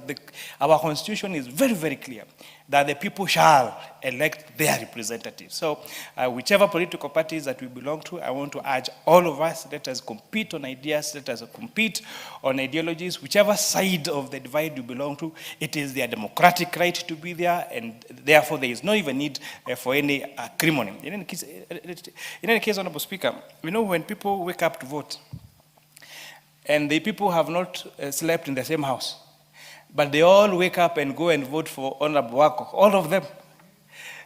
People wake up from different parts of my constituency. They did not stay in the same homestead. And then they go and elect Kuria Kimani for season 2 and now we are saying we are going to season 3. There is something divine in that particular decision, Honorable Speaker. I don't think that the way we find ourselves is here in this house or even the other leaders across the country. It's just because we talk well or we campaign well. It is leaders are actually chosen by God, and people wake up to confirm the decision that the Lord has made. So even people who are now trying to come into politics and trying their luck, Honorable Speaker, give you a shot, give your best, but please also know that leaders are just chosen from God. And so if God has decided it is you, people will wake up from across the constituency, from across the country, and they will go and vote for you. And in addition, Honorable Speaker, to encourage young people to register as voters. Honorable Speaker, it's very sad that this particular mass voter registration has the lowest turn-up, Honorable Speaker. If the young people want their voice to be heard, and again, whichever term, whichever political affiliation you do to, the decision will not come by how many tweets you make, how many Facebook posts you make. The decision will be on the ballot. Is that waking up, going to the polling station and saying, I am choosing this leader, or I'm choosing this leader, or I'm choosing this particular leader. But if you not have registered as a voter, Honorable Speaker, then unfortunately, then you'll have not done that duty, that democratic duty. And it's important to mention, Honorable Speaker, this is what our forefathers fought for. You know, for a very long time, people were not allowed to vote. But our forefathers fought for this independence. They said, let the people decide at the ballot. So all young people across the country, please register as voters. In case you are registered in a different polling station and want to change, you need to go to that where you are registered as a voter and change to whichever polling station you can, of your choice that you like to vote for. With that, Honorable Speaker, I want to support and congratulate the committee for doing a very good job. Thank you. There being no more interest to contribute to, that is Honorable David Boni. Yeah, please make your contributions. Thank you, Honorable Speaker. As you move forward to adjourn the House, I think the proposal is very, very important because some of these, especially from the counties, the levies they are putting on business, small businesses, they cannot handle. And therefore, I think it's our time, it's our responsibility as a House to make sure that the small business people are protected. You see, Speaker, it's actually the middle income group which moves the country forward, not the high income, because the high income people are not consumers. And therefore, I think the proposal they have done is welcome, and I agree with my chair that let the people decide whom to elect, so that at least people have a voice. So therefore, I support that proposal. Thank you very much.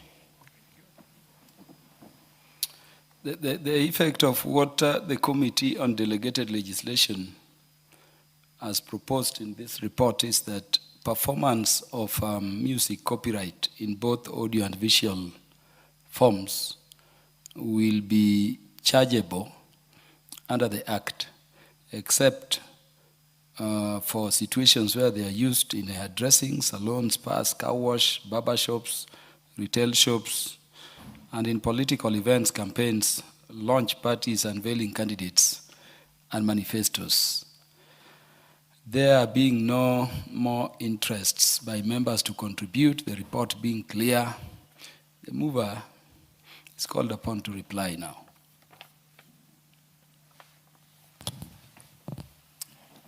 Honorable Speaker, I appreciate the contributions by my colleagues across the aisle.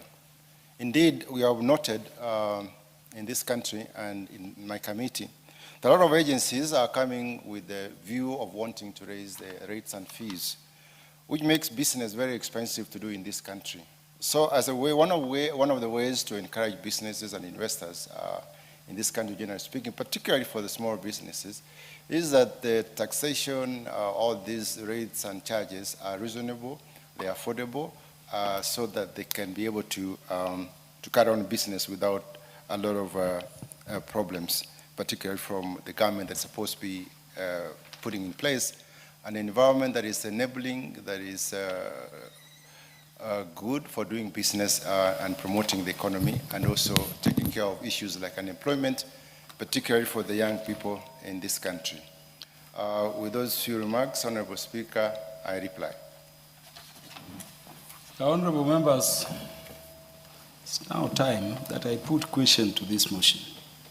Honorable members, I put the question that this House adopts the report of the Committee on Delegated Legislation and its consideration of the copyright consolidated music and audiovisual works, tariffs 2026, laid on the table of the House on Wednesday, 29th April 2026, and pursuant to the provisions of Section 18 of the Statutory Instruments Act Cap 2A and Standing Order 210-4B, this House approves the copyright consolidated music and audiovisual works tariffs, published as legal notice number 6 of 2026, subject to the annulment of the following provisions in the schedule to the regulations. Roman 1, the tariff item number CMT 17, relating to hairdressing salons, spas, car wash, barber shops, retail shops, and similar establishments. And Roman 2, the tariff item number CMT 22, relating to political events or campaigns, launch parties, unveiling candidates, and manifestos. Will as many as are of that opinion say aye? Aye. Will as many as are of the contrary opinion say nay? The ayes have it. Next order. Order number 10, motion, report on inspection visit to the East African Science and Technology Commission and the East African Health Research Commission. Honorable members have the request of the chairperson of the Committee on Regional Integration to defer the debate hereon to a future date. And so it is stepped down. It is ordered. Next order. Order number 11, motion, report on Kenya delegation to the 151st Assembly of the Interparliamentary Union and related meetings. Honorable members, for the convenience of the House, the motion appearing under order number 11 stepped down for consideration by the House in the future date. It is so ordered. Next order. Order number 12, motion, second report on the status of reports on petitions and resolutions. Honorable members have acceded to the request by the chairperson, Committee on Implementation, who is engaged on other parliamentary business, that this particular motion appearing under order number 12 be stepped down to be considered by the House on a future date, and it is so ordered. Next order. Order number 13, motion, report on inspection visits to 14 special needs schools in specified counties. Honorable members, for the convenience of the House, and noting how much work is ahead of the House as we proceed to recess, due consideration of the motion appearing under order number 13 will stand step down to such future time as the House Business Committee will schedule it for House to transact it. Honorable members, congratulations for good work done as we proceed to be with our constituents at home for this recess.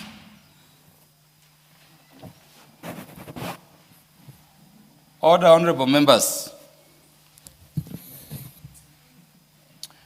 Honorable members, the time being 5:40 p.m., this House stands adjourned until Tuesday, the 26th day of May 2026 at 2:30 p.m.